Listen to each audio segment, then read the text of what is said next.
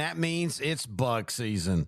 Heck, who am I kidding? It's always bug season in Texas. And that's why you need Grandeur Pest Solutions in your corner. They're locally owned and operated. They're trained, they're trustworthy, and they have a proven record as they have been in business for almost 10 years. They provide pest control against ants, bed bugs, bees, roaches, fleas, wasps, mosquitoes, rodents, spiders.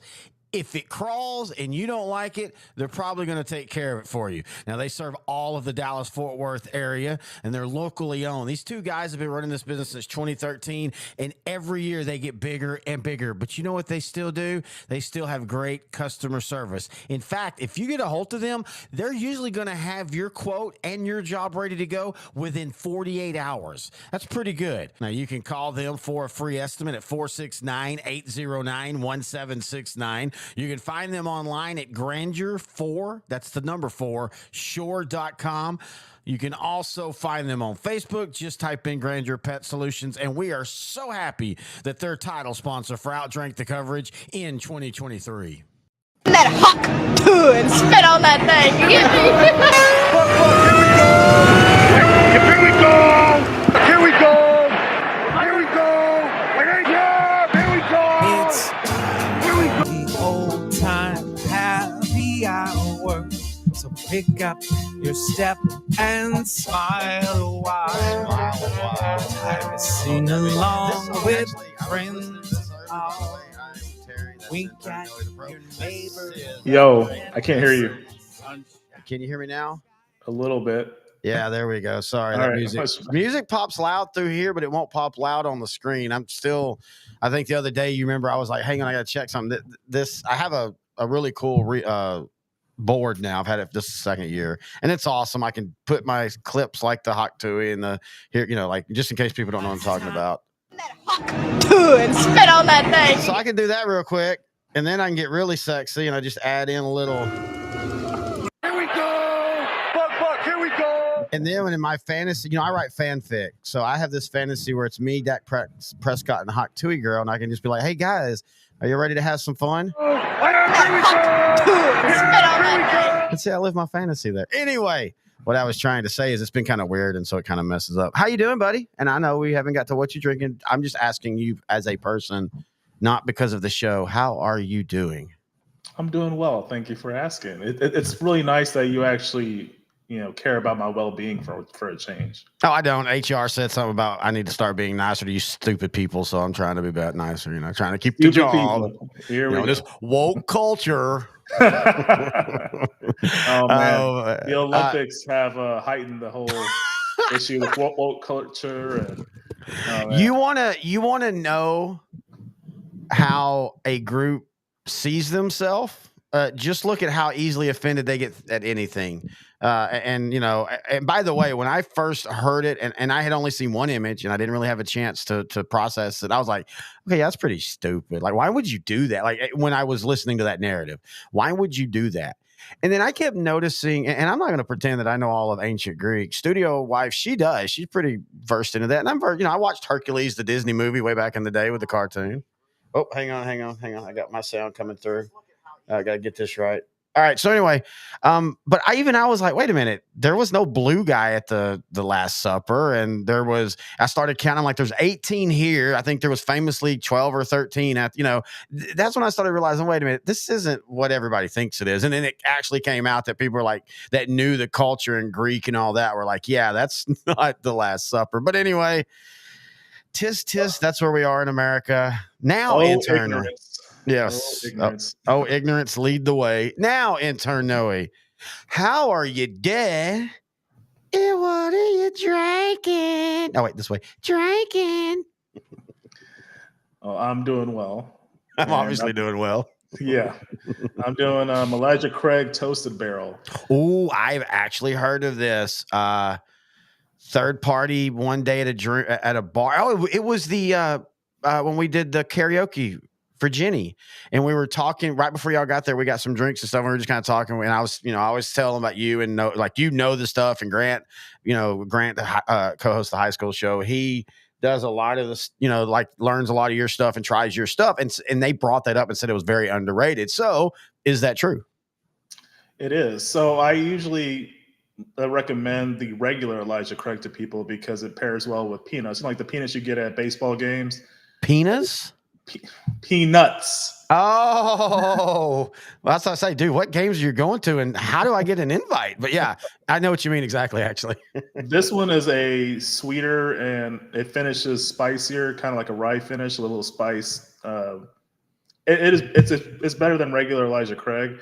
I'm not sure what kind of food I would pair it with, but it's pretty good. It's a nice little sipper. It's 94 proof, so not quite 50%, but it's good enough to where you could just slow sip it. yeah. Oh, by the way, what's that behind you? Oh, you need to turn off your mirror. Remember that next time.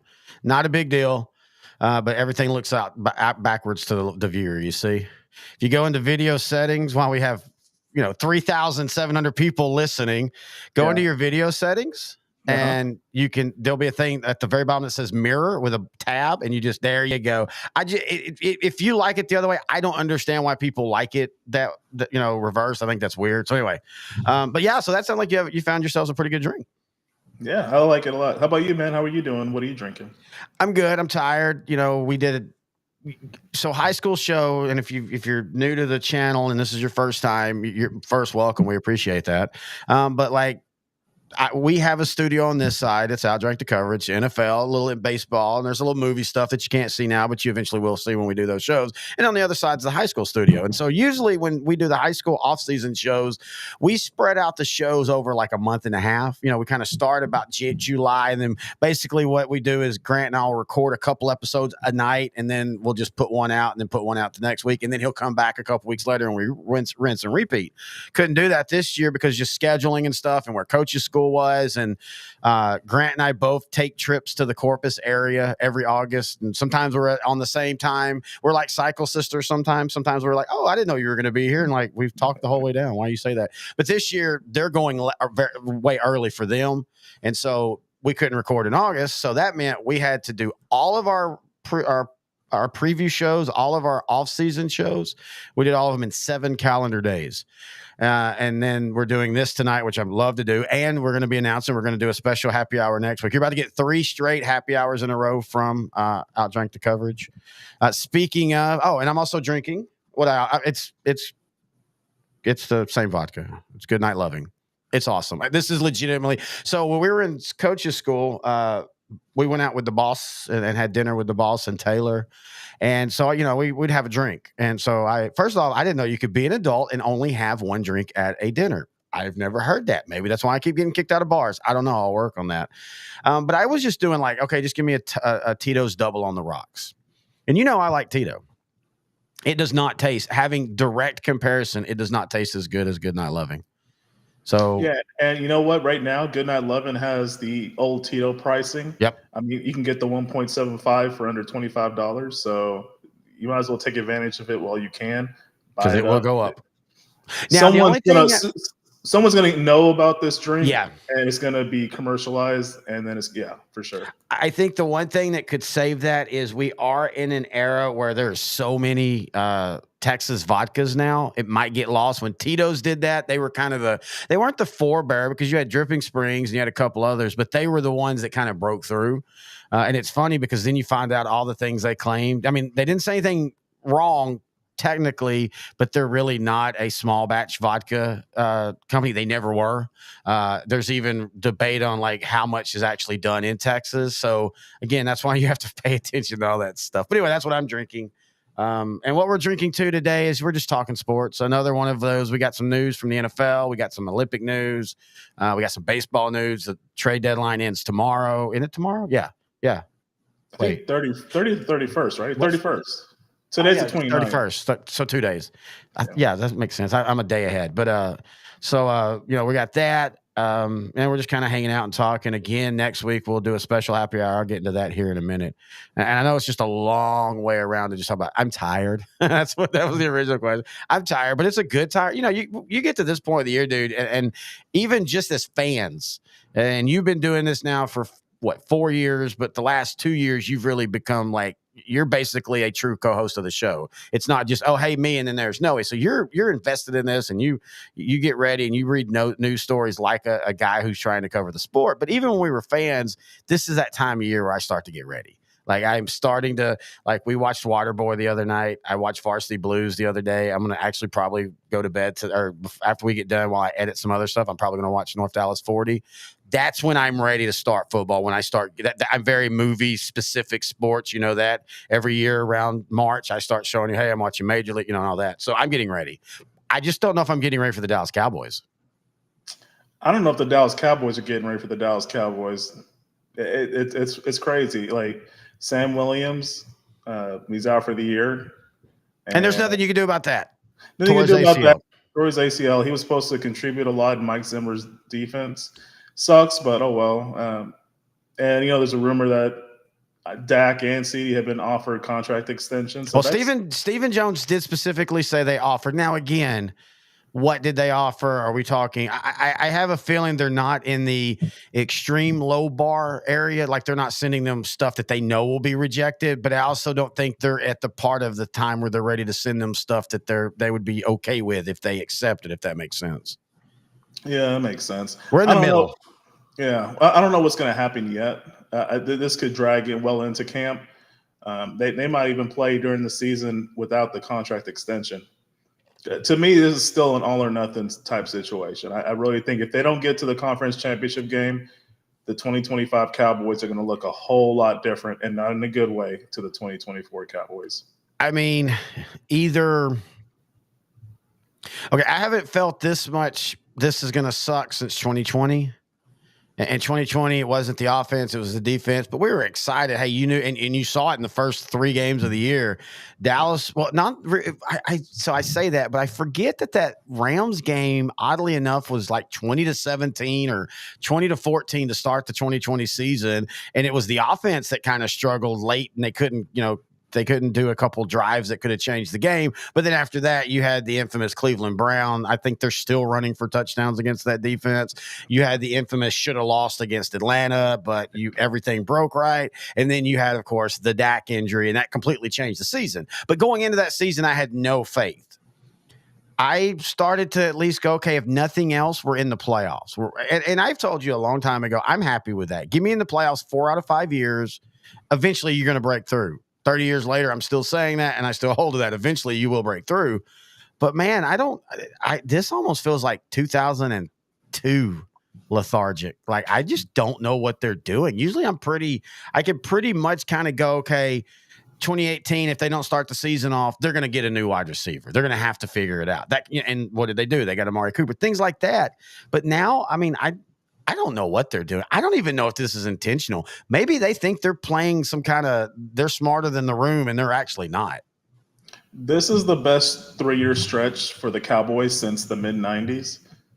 And it just feels like it feels worse. Like I would rather at this point go through the early 2000s, like you had mentioned. Yeah. Because we're just good. Right now, we're just good enough to make the playoffs and maybe get to the divisional round. So top 8 team, and that's about it. That's the plateau. And going into this season, the talent there is not as good as it was in 2023. So I'm not really sure what's going to change. Will Mike Zimmer's presence on the defense be the difference? Will another year under Mike McCarthy leading the charge be the difference? Will the running back by committee approach be the difference? I really don't know. And yeah. I see a lot of the good players getting older. Yeah. It just feels like, and the NFC is wide open still. But a lot of the teams have gotten better. Packers have gotten better. Lions have gotten better. Okay, so I want to stop you there because I totally agree with everything you're saying and where you're going with this, because my whole thing is I almost feel like Jerry and them just simply think, if we just keep doing this, we'll break through this year. But the problem is how they've ended up going after or not going after people in the offseason, how they've ended up with Dak's contract being, up in the air, CeeDee Lamb being up in the air. Micah's saying all the right things, but let's see what his agent says when it actually comes time to re-up. It feels like all that's unforced mistakes. If they sign those two and tell Micah, we'll get you next year. If they sign those two, this is still a top 8 roster team. And honestly, when you look at who they've lost, like Tyron Smith, which we love, Hall of Fame guy. People are saying Ring of Honor. I do think the Ring of Honor needs to be held for, well, shit. Some people are in there that I think the Ring of Honor should be held for people that win Super Bowls. That should be the Ring of Honor. You can be great. You can be a Hall of Famer, but a Ring of Honor means Ring of Honor. You've wore the ring. But anyway, this would still be a very talented roster, and Tyron Smith's gone, and maybe the guy doesn't play as good as Tyron Smith 10 years into his career, but he plays the 3 or 4 more games that Tyron Smith is, and is good enough to bridge that gap. But with the Dak and the CD thing up in the air, it just feels like maybe they are being the smartest guys in the room, and we just don't know it yet. But I don't know. It feels weird. This just feels like this is either going to really, really work or really, really not. I keep saying that the Cowboys at worst will be 10-8, and I still feel that way for the most part.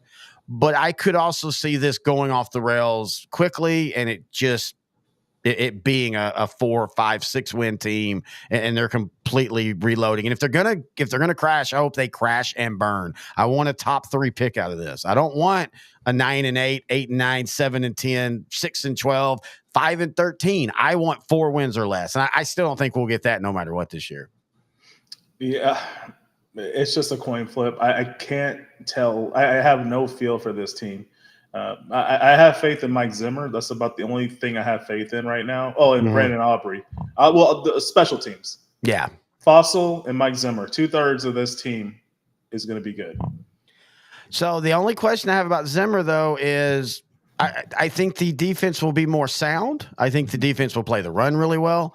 But will the defense, who against bad teams got overly aggressive, jumped out quick, and then just everybody coasted, will the defenses be too technique and too disciplined to take advantage of that, and we actually see a defense that steps back in turnovers and maybe, touchdowns scored by the defense, but is better at third down rate and, things like that?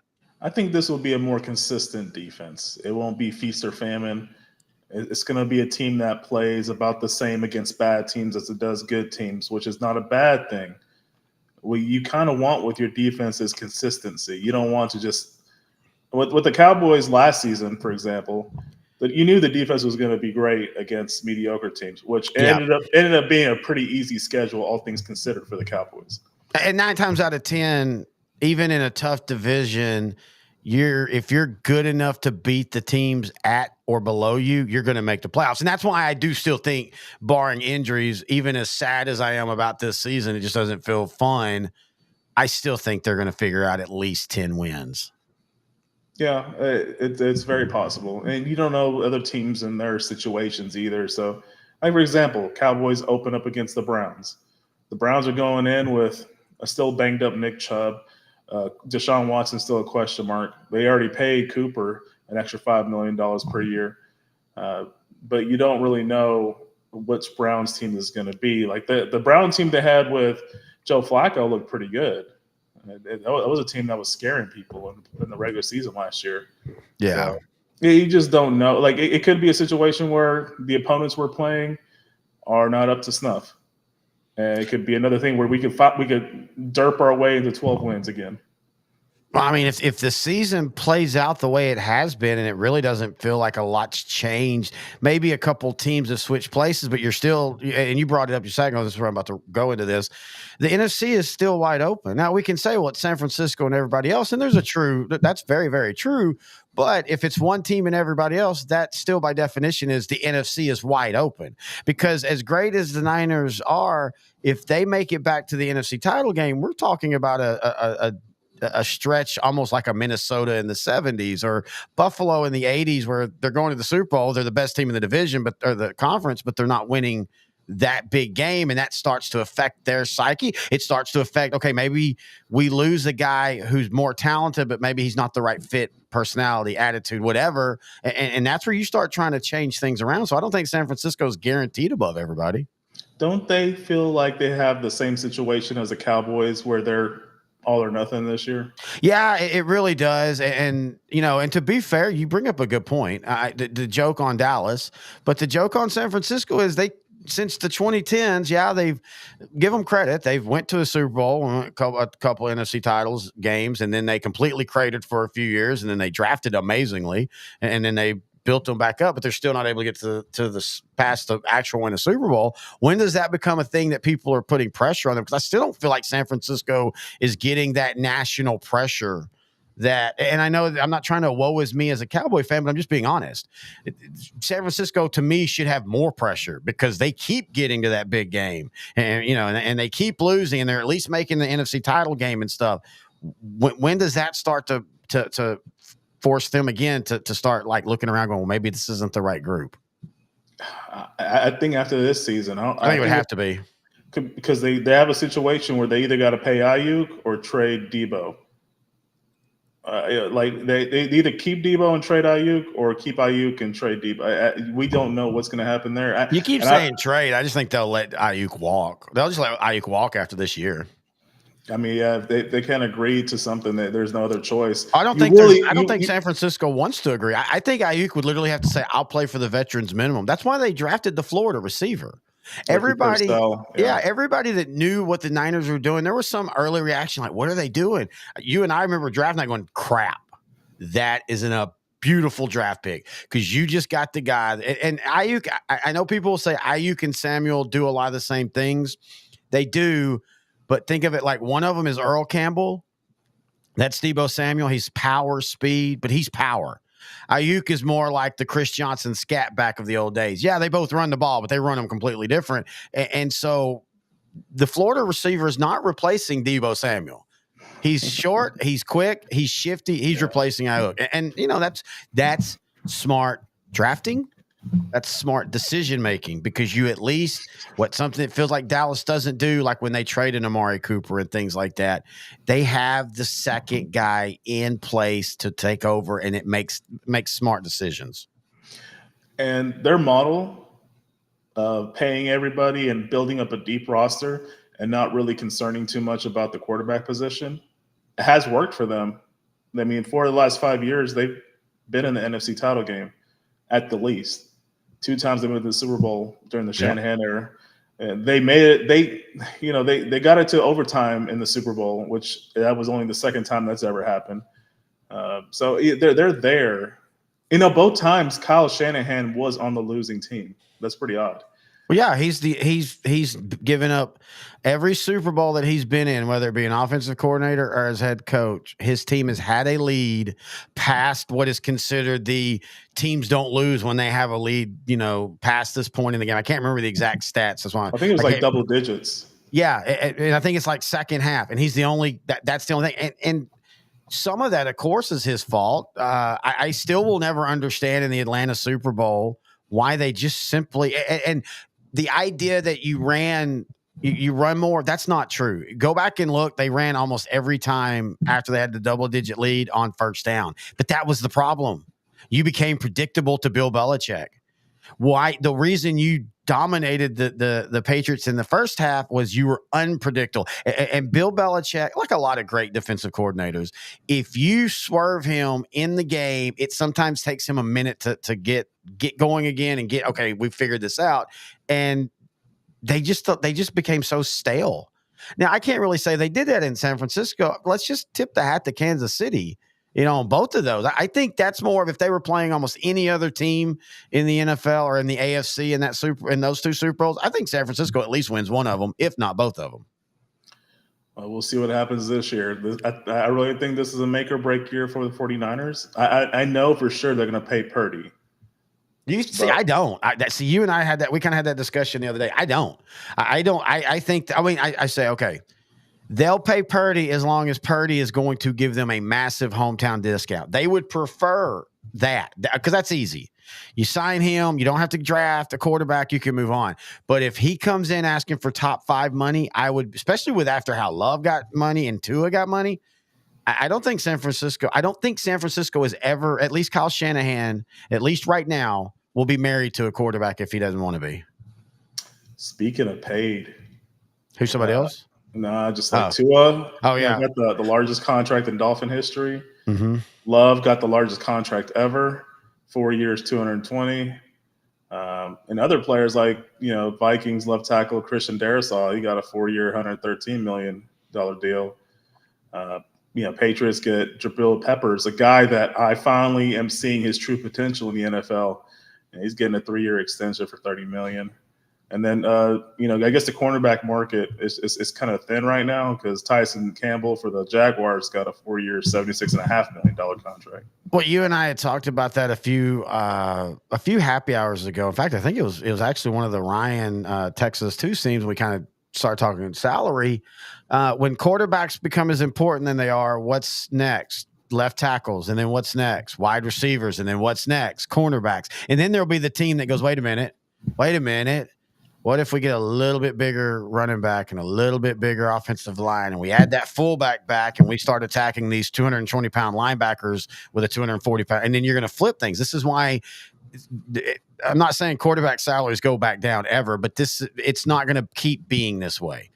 First off, the NFL will eventually either do an NFL a quarterback cap, or I think they should do a Larry Bird rule. Simply, you get to pick one player every, I think it's 365 calendar days. You get to basically pick one player that, now the NBA used to be you had to have drafted and all that. And it was a way to keep the superstars from leaving, Dallas in the early 90s. Not that they had any superstars in the 90s, but Dallas in the early 90s, let's say one of them would have stayed alive, Roy Tarpley. He wouldn't have just bolted to the Lakers as soon as he was a free agent. You could say, hey, you can go to the Lakers for $80 million, but we can pay you $95 million. But then they realize after a while, okay, now it's okay. So if you draft a guy and then you trade him, but the guy you traded, you still spend 5 years and now he's a superstar. So they allow them to do basically any player now. There's still a couple caveats. I think that's what you should do with NFL. Just pick one position or one player. It'll be quarterback 9 times out of 10. But eventually you'll start seeing the teams go, well, you know what? Our quarterback's important, but man, our new linebacker who, I think that's what they have to do. Yeah, that's a good idea. I mean, they kind of introduced the 12th man on kickoffs in certain situations. So if they do that, they create, they added another game to the regular season. Who's to say that won't be a new thing where they just say one designated player, it will not go against the cap. I think they have to. Speaking of that, by the way, what you're talking about is if it's a really windy day, instead of having one of the guys on your kickoff team have to hold the ball, you can actually get a 12th player to come out. He can't make a play. He literally has to pick up the tee and take off and get out of the yard. But listening to special teams coaches and kickoff returners talking about the new rule, they love it. They absolutely think this is going to completely revolutionize the return game and things like that. I mean, there were a couple, like, and one of them being Bones, the Dallas Cowboy one. He said there's going to be a lot of exciting plays, and don't be surprised if we get into a game where there's multiple kickoff returns for touchdowns. And I think he meant both teams, not just one team. Just because I mean, you're now everything you knew about special teams is out the door. And that to me is exciting because you're going to open up. That's where coaches get brilliant. And that's where coaches come up with whatever it will be that will change things. And it's just, you hope it's your team. You hope it's your team and your guy. But I think special teams, are mainly kickoff returns, are going to be an absolute blast to watch this year. I'm looking forward to seeing how these teams implement it. And it's supposed to be safer and increase the opportunities for returns, just the new kickoff rules in general. So I'm really excited because that's a very crucial part of the game, and it's kind of been missing lately. It's kind of switched over to just emphasis on place kickers and maybe punters who can place the ball inside the 10, really. Yeah, we don't even do coffin corners anymore, man. I missed that. That was I can remember as a kid when you had your friends out, and you didn't quite have enough to play a game, or you really weren't in the mood of just 3-on-3. You kind of wanted to do something more like a football game. Mm-hmm. I can remember one of the fun games was you literally had one guy punt, and then you'd have like 3 guys on the punt team and 3 guys on the punt return team, but you weren't returning it. It was to try to get down and to touch the ball, coffin corner it before. And we don't even do that anymore. Now you just kick it as high as you can, and the return man will either take it at the 10 and give it up, or he'll let it drop and hope it goes into the end zone. But yeah, the kickoff returns, I mean, look, nothing against Turpin. but Turpin made all pro as a kickoff return not last year, the year before, without scoring a touchdown. I think he became the first kickoff returner in like 25 or 30 years to do that.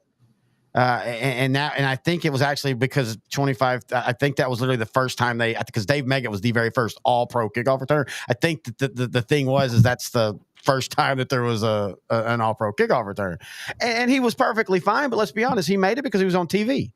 He was on TV almost every week nationally. He was on a lot of big Sunday, Thursday games. He had some good returns in key moments, but he never scored a touchdown.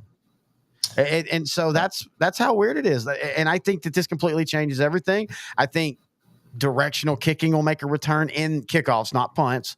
But I think it's just going to be fun to watch. I love it when you get a new era is about to start, because it's going to force people to stop thinking some of the old true stuff. Fun fact.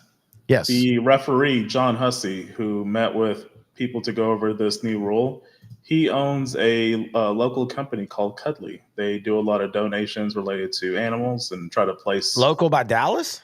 I believe so, yeah. I had a friend that worked for him for a couple of years recently. But yeah, John Hussey, I think he has an office around here. That's awesome, dude. First off, anything that helps animals, man, we're going to get behind. I'm going to reach out to them and see if we could do some free promotion for them, because, dogs. I'll send you worth living for. Oh, fantasy football. I'll send you a link to his site. But yeah, John Hussey, he's one of the more well-known NFL referees going right now. And half of it's because of his last name. Yeah, Hussey and Bussy, and the other one too. That I will admit, the first time I saw somebody talking about that on Facebook, I literally had to go look it up. Like, what in the hell? What in the hell are y'all talking about? Back in my day when we had the White War, the Right War. Sorry about that. But yeah, so this is all an intro into the show. But basically, yeah, what we're talking about is the fact that it's just, I don't know. I'm just not excited about Cowboy football. And to be honest with you, I've told you this more and more as the red zone has evolved, and as my love of not like doing 1,000 fantasy football teams anymore, which was still fun, but that was just more numbers, to doing, ours that we do for OutDrank The Coverage, and then a couple that I do on the side.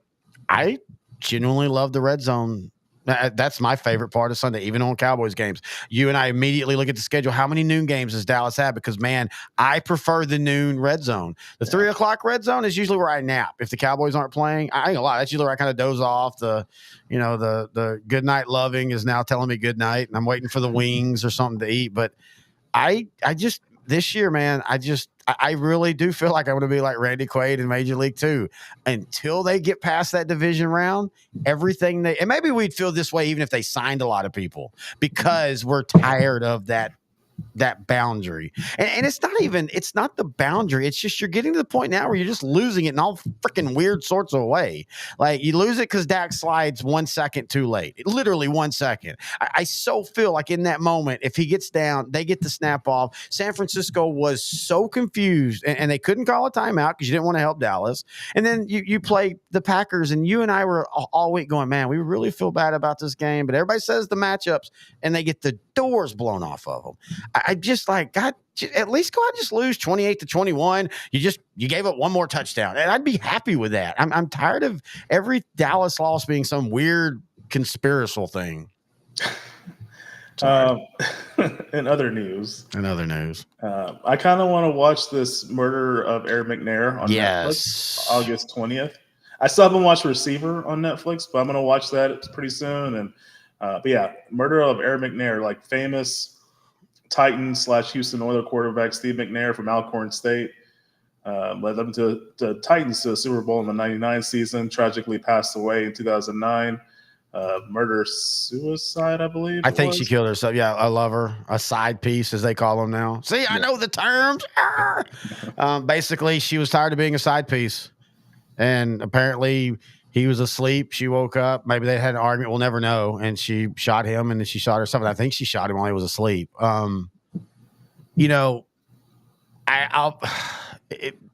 He's about 15 years now, man. Crazy. Yeah, I know. That I was thinking about that when I saw the run sheet and I started kind of looking that up. I had to go, fuck, because I can remember. That's one of those the Paul Walker death, and then the reporting of McNair. I remember where I was. I remember like, holy crap, and that was just. And then you start hearing the things because you never knew this. And again, this is social media. I think people forget in 2009, we were still very new to the Facebook was just mainly recipes and Farmville and pictures. You weren't spewing, all your political and conspiratorial stuff. And so we had no clue about this. And then it happens. And then you just kind of go, okay, that's proof 1,000 of people you think are really good people turn out not to be. And I'm not morally condemning him, but I mean, you're cheating on your wife, period. I don't, that's the bad. But it made me today, I realized, I hate to say this, Steve McNair was overrated as a quarterback. Wow. I mean, why do you say that? Okay, you're not getting me into that trap. No, I'm kidding. Because go look at his stats. Yeah. All right, let's we're going to now peruse the Steve McNair, and I'm doing it on now. While you're doing that, I'm going to post. Do you think it's more to do with his head coach, Jeff Fisher? Because I remember Steve McNair. Of course, I thought he was a great player. I liked his resurgence in 2006 with the Ravens. They went 13-3. They kind of played the same style of football. Yeah. Their defense was pretty good, but they had a consistent veteran leadership at quarterback, and that was really all they needed. Yep. But anyway, I know he wasn't a guy that was throwing for average, but he was a co-MVP in 2003 with Peyton Manning. Yep. Led the Titans to their only Super Bowl. Okay, so hang on. So here is his numbers in 2003. In 2003, he was 10-4 as a quarterback, 62% completion, which I think basically he matched the high. Statistically, he was a little higher, but not by 62.6 and then 63. So 62%, his best. 24 touchdowns. Okay. 7 interceptions, his best statistically when he was throwing for at least 400 yards. It's a good season. I'm not in any way saying it's not a good season. And then, of course, with Steve McNair, you have to also add in, his rushing. And in 2003, he rushed for, he only rushed for 138 yards. And he only had 4 touchdowns. So how is he tied? But I mean, how is that like MVP numbers? No, you just have to think of the year, 2003, I guess. Well, you think about that because Priest Holmes and the Chiefs had a big year, so you would think him or Trent Green would have gotten some nods. You would think, Peyton. Well, he shared with Peyton Manning. Peyton Manning was always a nominee. This and Brady at this point. This was before he became the Brady everybody knows now. Yeah. So I don't know. Maybe the crop was thin. Well, yeah, so I do want to be fair and go passing yardage with him and Manning. In 2003, Steve McNair threw the ball 400 times on the dot for 3,200 yards. Nothing wrong with those stats, by the way. Manning in 2003 threw the ball 566 times with 4,200 yards, 67% completion, which would be actually his career high until 2012 Denver, which I don't think people I know I think he finished second in the MVP that year. But if you really go back and look at 2012's Manning, that might have been his best pure football year ever. But in this year, he had 29 touchdowns, not a lot, fair. In the ballpark with McNair, who had 24. He threw 10 interceptions, so he threw 3 more interceptions, but again, throwing the ball 166 more times. Rushing, which was never a Manning thing. Rushing, he didn't have a touchdown, and he ran for 28 yards, so that's negated. But I guess I thought in my mind, and by the way, I was always a Steve McNair fan. I was a Steve McNair fan at Alcorn State. I still think it's a little weird that the NFL took a prolific passing quarterback and turned him into a bootleg and only throw when you need quarterback. I still wonder if it was Steve Johnson and he played at Wisconsin with those stats and those size and his measurables, would they have treated his offense different? And I'm being serious on that because this is still in an era where if you're a black quarterback, you're probably known as a scrambler. And just like I can remember almost the same year, Anthony Wright for the Cowboys, who ended up having a nice little run with Baltimore as the backup. And he had a couple years where he stepped up and had a couple games. But Anthony Wright was not really a scrambler. He was athletic. He moved well in the pocket. But Anthony Wright wasn't going to normally run out and run for 150 yards, except for that's where everybody put him in, and they tried to force him into that corner. And so with, I just always feel it's sad. Like, I'd like to have seen McNair with Dick Vermeil and the Chiefs. Or the Rams, since they played the Rams in that Super Bowl. Wow, what are you thinking about that? But that, what I'm talking about? Like, I want to see Steve McNair with Jack Pardee in the run and shoot offense of Houston. Because if you ever look at their throwing styles, Moon and McNair both had that same, the way you could always tell when they're about to go deep because the shoulders cocked. You can almost hear the like, we're about to see a bomb. And I loved watching McNair play, but I will admit, I was very underwhelmed by his stats. There's a lot of people that think Steve McNair is a borderline Hall of Fame player. I don't see that. I don't see that either. He's a Hall of Very Good to me, to coin your term. Yes, thank you. No, I think he shared the MVP because he led the league in a few stats, like QBR, not QBR, passer rating, yards gained per pass attempt. It was like a lot of yards per attempt or whatever. And you bring up a good point, and I want to give this point. They were very much them and with the Ravens. And in fact, like you said, you could say that he probably had a better Ravens team around him even then than I think maybe that World Series. That would have been unique. That Super Bowl team that lost to the Rams, still top 3 best Super Bowl of all time. But they were very much a run over the top. Run. And so I do think there's validity to that. And that's why I say it hurts me to say that he was not overrated. I think overrated because I always liked him. This is when I still thought Jeff Fisher, if you're a fan like me and I wasn't in Houston, when Jeff Fisher took over, they were still Houston. And you could see, there was a lot of things Jeff Fisher did well. I give him a hard time. I think the way they handled Vince Young is literally a crime against sports, but there was also a lot at play there that had nothing to do with him. But I thought Jeff Fisher did a lot of good things, but you do have to bring up the point of maybe if McNair was able to air it out, that was his nickname and all, maybe if he was allowed to air it out, we'd have seen what he could have been. And that actually hurts more because that makes it even more frustrating that he is only in the Hall of Good when he should have been in the Hall of Fame because, okay, who do you take as a quarterback, Warren Moon or Steve McNair? Oh, Warren Moon. Okay, I wasn't expecting that answer. Warren Moon doesn't have the mobility. Like, if you put it in today's NFL, I'd probably say McNair just because mobility. Yeah, that's a really good point right there. But pure passer? Pure passer is Moon. He was unbelievable. He had to play in the CFL just to prove that he could be the quarterback everybody wanted, because back in the late 70s, early 80s, and really up until 20 years ago, the black quarterback was still viewed as, like you were saying, just a rush only, like a mobile. Do you mean Patrick Mahomes 5 years ago? Because seriously, this is why I love this show. We can go where we want this. What? Okay, so Pat Mahomes, and people say, well, he's biracial, but shut up. That's not the point. Pat Mahomes, because you're leading some connotation like you believe that the 50% white is why he's a good quarterback. And to be fair, if Patrick Mahomes needed to, he could run for close to 1,000 yards in the NFL. Go look at the big games. What ends up happening? He always ends up having 2 or 3 runs that either like the famous 30-yard touchdown run where it literally like Jim Nance's, he gets it, he's still going. He gets it like the old Steve Young when it almost sounds exactly alike. But if he needed to run, he could, but he's known as a passing quarterback. Now, go back in your mind over the last 20 years and name me the other black quarterback that we think of as a passing quarterback. And it's Tony Banks. Nobody ever asked Tony Banks to scramble. He's the only other black quarterback that I know in the last 20 years that you thought of as a pure quarterback and then nothing else. Leftwich, but even Leftwich, because Leftwich had kind of like the Big Ben aura about him. He didn't really rush, but he was really hard to bring down, like you guys about. So I'll give you that. But then I still think people think of him as, the famous Marshall game where he's avoiding 42 tackles and his legs like so bad the offensive linemen are carrying him down and stuff. But I still think reference on Tony Banks. Well, yeah, people forget Tony Banks came into Cowboys camp supposed to be the starter for Bill Parcells year one.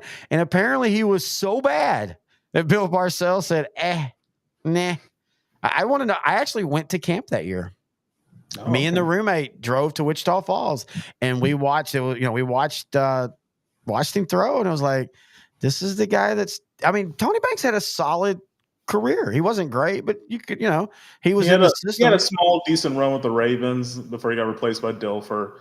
Nobody remembers that in the first two games, I can't remember which one, or maybe the third game, whoever they played was actually scoring a ton of points, and Banks had like a huge game, and they won 38-35 or something like that.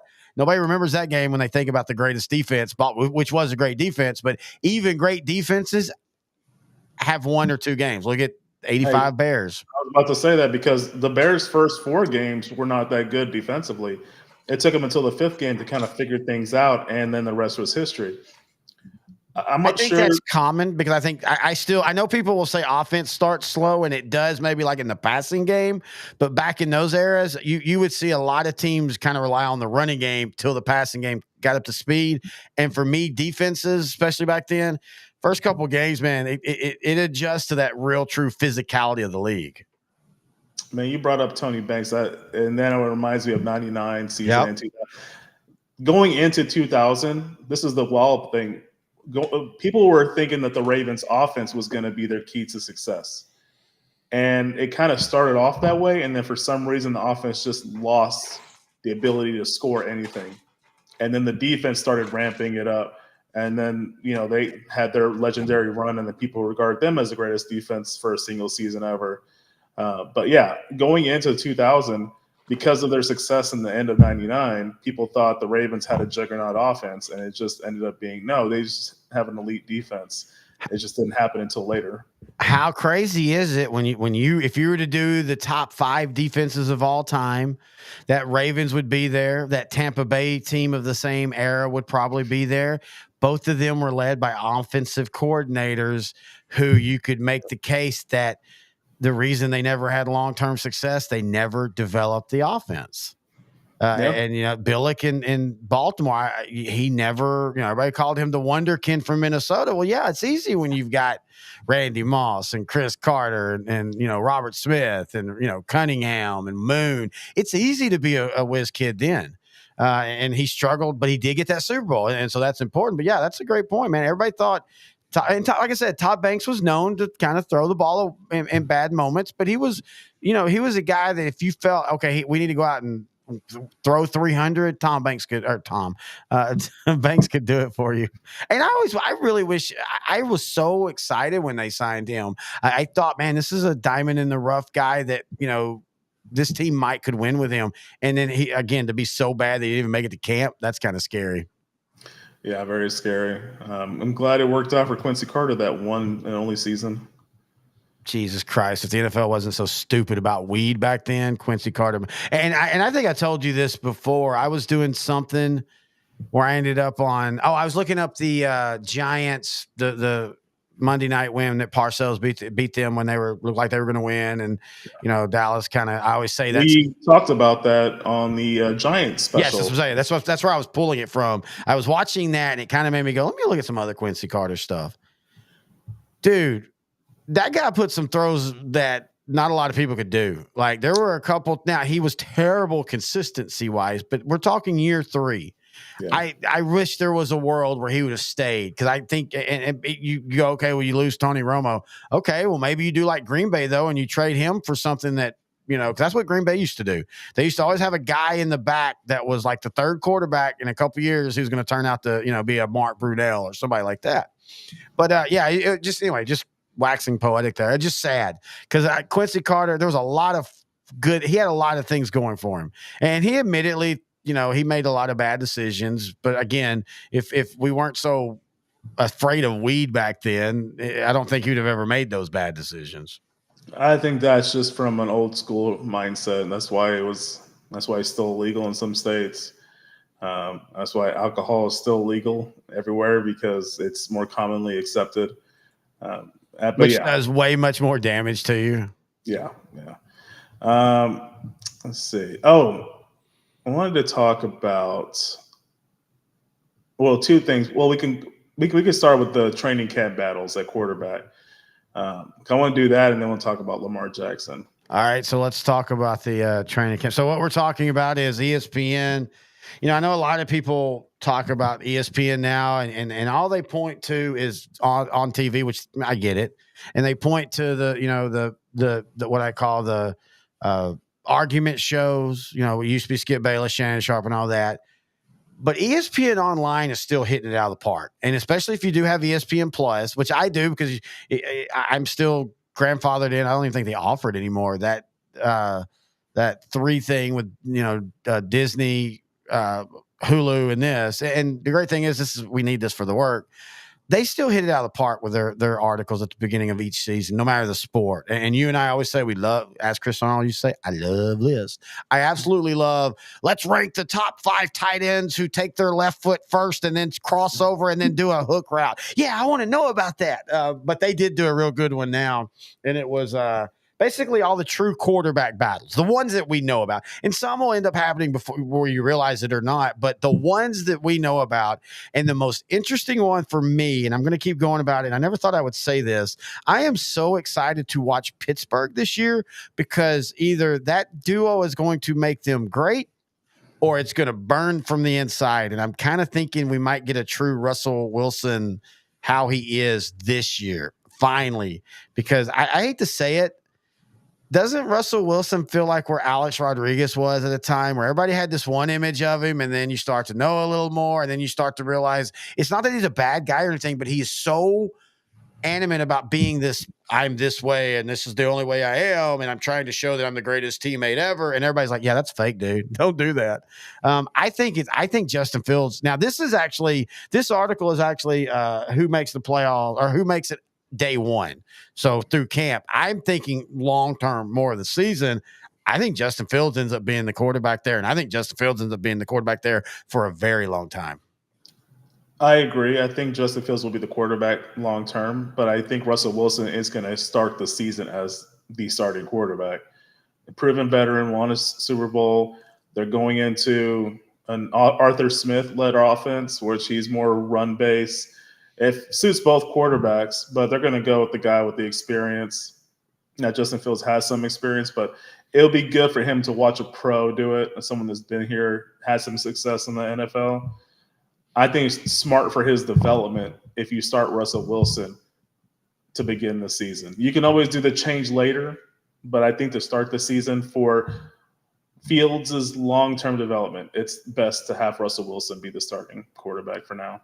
I think you said it exactly right. I think you can't lose Russell Wilson yet. And if you don't name him day one and give him at least a few games and you go Justin Fields, unless the battle in camp is so one-sided that you can go, hey, Russell, look, dude, this is what you're doing. You've got to give Russell the first shot. And then if he doesn't work out, you can say, okay, you're not working out. So we want you to sit on the bench, be a good teammate. And I think Russell would do that.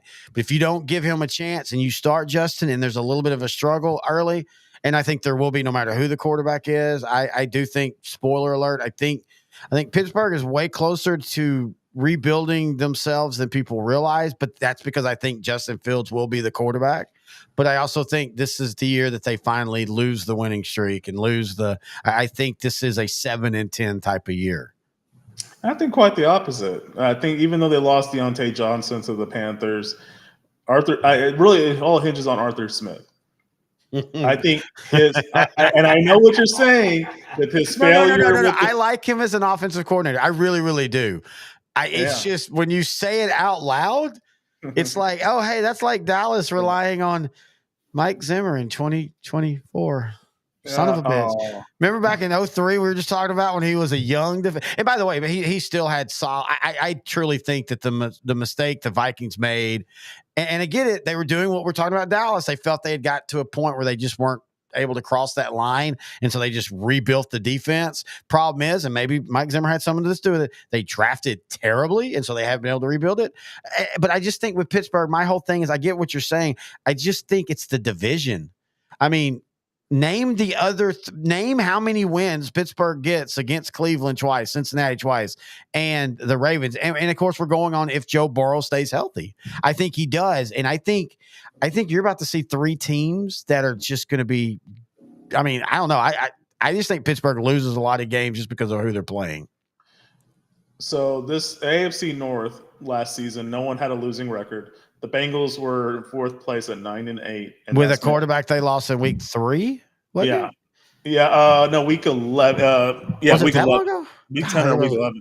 That's right, because at first they were acting like it wasn't going to be season ending, and like literally 2 days later, they were like, "Yeah, this is going to be season." That's right, guys. I thought it was earlier, but still. Yeah, Jake Browning came in, played well. At 500. Huh? I said played well, not great, played but played well. Yeah, played well. Kept him at 500. You know, I kind of figured that might have led him to a starting opportunity somewhere, but it didn't. But hey, he's a reliable backup, and the Bengals are going to be in good shape because they have him there for next season or for this upcoming season. But yeah, toughest division in football last season. So 3 teams made the playoffs, and it will be tough. And Mike Tomlin, head coach for the Steelers, hasn't had a losing record since he came to Pittsburgh in 2007. I think that's an NFL record or getting close to it. But yeah, so if they have at least a 500 record, or I think this year they tie the Cowboys. I predict they go 11-6, and I think they're going to be a really solid team. I mean, one of those teams that'd be tough to beat. And I think Jalen Warren and Najee Harris are going to combine for over 2,000 yards. Okay, so who is it in that division that takes the step back? Now, I could see Cleveland because, again, Deshaun Watson has not showed that he's anything. And, yeah, what they did was with Joe Flacco was fun last year. But let's also admit the AFC has this weird thing of when you look at them, maybe it's because they give Kansas City great games, but I think maybe we've overvalued the AFC the last couple of years. Like we keep talking about, oh my God, how great the AFC is. Yet you've got Cleveland, a team that's talented, but they take a 40, 75-year-old quarterback. And it's not like he went out and was being pinpoint precision. In fact, he had some really shitty games, but they were winning. And he was just throwing the ball deep down the field to a very talented wide receiver core. You do get Chubb back fully, but okay, now we're starting to talk about, okay, this is your second big knee injury. How quick do you bounce back and how far you bounce back? But the other teams, I think Cincinnati and I think the Ravens are just as good, if not better than last year. Bengals lost DJ Reader, and they had the whole contract issue with T. Higgins in the offseason, but that's been resolved. Having Burrow back makes a world of difference for the Bengals. I think they'll make the biggest leap in this division. The Ravens might still end up repeating, but they did lose some talent. They lost some good offensive linemen. They lost Patrick Queen. But, they still returned Lamar Jackson, who we'll talk about in a second. So having another year under Todd Monken with that receiving core, with a new set of running backs, I think it's going to end up well for the Ravens. And I think there'll be a more dynamic offense. I think it'll be like 2019 Mahomes and Andy Reid, so you have Lamar Jackson and Todd Monken, just another year to gel together. Yeah, that's a good point. I think it'll gel well. And on defense, they're really happy with Zach Orr as the new defensive coordinator. Their one from last year went to Seattle to become head coach, Mike Macdonald. It's Mike Macdonald. Yes. But yeah, so I think they will repeat, but I could see Cleveland taking a step back. And they could be in the same line as San Francisco and Dallas, where this is a make or break year for Deshaun Watson and the Cleveland Browns. Like they either shape up and win a playoff game and get to the divisional round, maybe conference championship, or they just start making some moves to go in another direction. I feel like where the Ravens offensively need to finally mature is the 3-8s to Mark Andrews are great. They're fun. You can see the play in your mind. Lamar rolls left, steps up, finds Andrews streaking across the field. They get 12 yards. But they need to win first and second downs to make third downs less stressful. And so, because I do believe, and it's not like I don't think the stress wears players down, but the more times you go third and long, the more times you're playing with just pure percentages.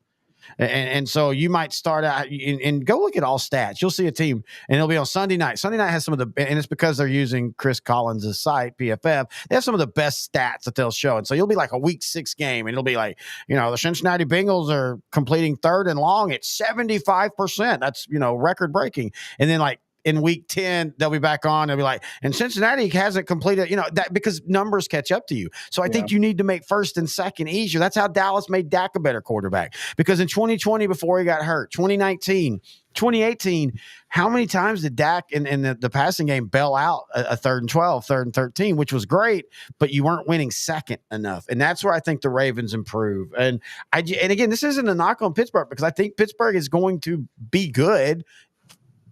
I think they're going to be there. I just maybe beat Cleveland. And again, we're talking non-injuries, maybe beat Cleveland in Pittsburgh for one of the games, but I could see them being swept by every team in that division. And they're all close games, and they're all, but I just think that, of all the NFL divisions, that's the one where one team is extremely by themselves lower than the other 3 teams. I guess you and I have different views, because I really see them reverting back to the old school Pittsburgh style of they have a really good line right now. They have 2 solid running backs. I think they just emphasize the running game. I think they might try to hit 3,000 rushing yards for this season, combined with the 2 running backs and the 2 quarterbacks. I really think that's a possibility for them this season. I'm really bullish on this team. I really like their makeup. I think it's the old school Steelers makeup, and I don't know. I think something good's going to happen for them this season. And I hope so. I mean, we joke about rival. I have nothing. I love Mike Tomlin. I have nothing against Pittsburgh. I always thought that they were a fun team to watch, even if they were a little bit more, conservative offensively. But there's an art to that. I just don't think they have the guys in place completely. I think you've got someone in Najee Harris who is a good back, but I don't think that's the back you go, hey, he's going to lead us to 3,000 yards. I mean, he's literally averaged his career, I think, 3.9. He had 1,000 yards last year. I think he had 1,000 yards both years, but they were both like 1,000 and 1,000. I think he's a very fine back, but I just think, I don't know. And maybe it's, I look at their wide receiver core, and their wide receiver core, it's amazing to think where they were 5 years ago with their wide receivers and where they are now. Because their wide receiver core is probably the weakest bunch they have on offense. Yeah, they had a lot of talent. I mean, they were one of the more exciting offenses back in the 2010s. And then, Antonio Brown left. Chase Claypool wasn't who we thought he was. Juju kind of regressed. Won a Super Bowl with the Chiefs. Kind of is now on a listless Patriots offense. This was Pittsburgh knew how to draft receivers for a while there. If you see my camera move, Studio Dog has decided to lay down right on the camera wire. So if my camera shakes, don't worry. We're not having a tornado. I mean, a earthquake in DFW. It's just Abigator. Bye, Abby. Thank you. Anyway, I actually love it when you and I are so on the opposite end of teams, because it's rare that it happens. And I think you could make the case. I would say go to our comments, but we're still getting commented viewed. But I want to tell you, Noe, one of them told me to say that you're the reason they wake up every day. But I think if you're listening to this and you're just a regular fan, and I think you could say that we both make points that make sense. Like, one of us is going to be wrong, or maybe it is one of those where they end up at 9 and 8, 8 and 9, and we're kind of like, okay, you were kind of right, I was kind of right. But it makes sense either way. If everything happens like you think it will, you're exactly right. They will end up still winning double-digit games, and maybe they surpass. Maybe Burrow gets hurt again, or maybe Cincinnati's got a solid team, but it's not like Cincinnati's just loaded to the bear. I mean, I know Browning played well, but I mean, it is Burrow that needs to lead them. All right, going to another team that has quarterback issues. Oh yeah, that's what we're talking. 3 quarterbacks here with the Denver Broncos. They got the guy they drafted, Bo Nix, out of Oregon, Bo Nix. They got Jared Stidham, the former Auburn quarterback, just like Bo Nix. Former Stephenville, Texas Yellow Jacket as well. We covered him when he was a phenom at Stephenville. I remember you and Grant telling me Stephenville has a very rabid fan base. Mm-hmm. And he was a great quarterback. And 2021 number 2 pick for the Jets, Zach Wilson. Leader in the MILF house is Zach Wilson. Leader in the MILF house. It's Bo Nix's to lose. Why would Sean Payton fool around with anybody that's not ready to help him win? I think everybody gives him a pass for last year, as long as this year you're still not 5-12. You got 5-13, 5-14, whatever. You're still not. You have to at least be like 8-9, 9-8, and then people go, okay, that first year was a wash. You're now back on. You're getting things going. Let's go. And so why are you going to use Zach? Jarrett Stidham? Look, he was fun to watch. One of the best high school quarterbacks I ever saw. He was good in college, but it was very apparent. He's a good backup. It's either Zach Wilson or Bo Nix. Now, I could see a world where Sean Payton texts Zach Wilson and it clicks and away we go and they're trading Bo Nix at the end of the year. I could see that. I kind of want to see that. I think Zach Wilson takes a lot of flack that is a little unfair with what expectations of when you draft him that high. Same thing with Sam Darnold, who we'll talk about here in a minute. But I still think at the end of the day, man, unless Bo Nix just looks absolutely terrible or Zach Wilson looks absolutely amazing, and I think maybe they both have to happen, I'm going Bo Nix as the quarterback. You have to look at the offense just to see like the genetic makeup of this offense. It looks pretty good. They got, Bowles and Ben Powers and McGlinchey on the offensive line. That's solid. Javonte Williams and Shamaje P. Ryan are the top 2 backs. They also got Jaleel. Oh, that's right. They got P. Ryan. So, I want him to be a Cowboy so bad. They have great pass catching running back, Jaleel McLaughlin as a third option. And then they got Audric Estime from Notre Dame, a huge running back who I could see moving up the depth chart just in case Javonte Williams falters again. Cortland Sutton, playmaker. They just kind of extended him, kind of what Dallas did with Martin. Mm-hmm. And I kind of think what they'll do with CD, they didn't give him what he really wanted, but they gave him hey, we just want to get through this season, then we'll talk about it. I think Cortland Sutton is about to go off, like 111 catches, 1,400 yards, 10 touchdowns type of year.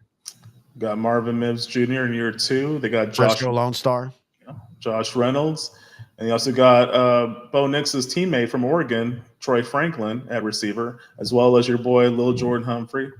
So I think they have some talent on offense to where Bo Nix would feel comfortable leading this team.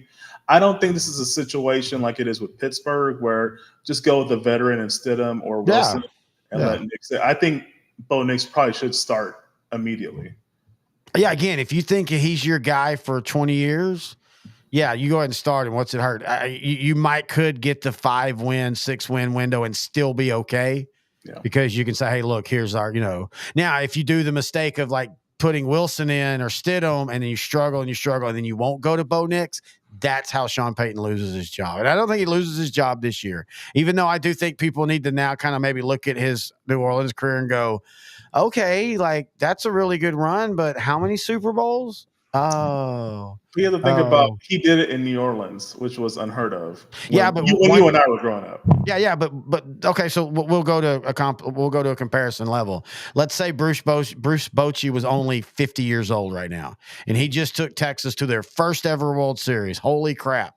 And I know we have 2011 and 2012, but this is it. This is the apex. But then let's say for the next 10 years after that, Texas makes the playoffs like 9 of the 10 years. They make it to the ALCS 5 of those years, and then every year something just happens and they don't even make the World Series to lose. They don't even make the World Series. Ask people then about where they would think Bruce Bochy, because you got it with John Daniels. John Daniels is GM. For some reason, he's one of the weird. We're going to have a whole show, baseball related, on a look back about his career, because I don't understand why Texas fans don't like him, other than he never got them back to that World Series to actually win it. So I agree with you about New Orleans, but there's 10 years after where New Orleans was considered a top 3, a lot of times considered the best team in the NFC. Yeah.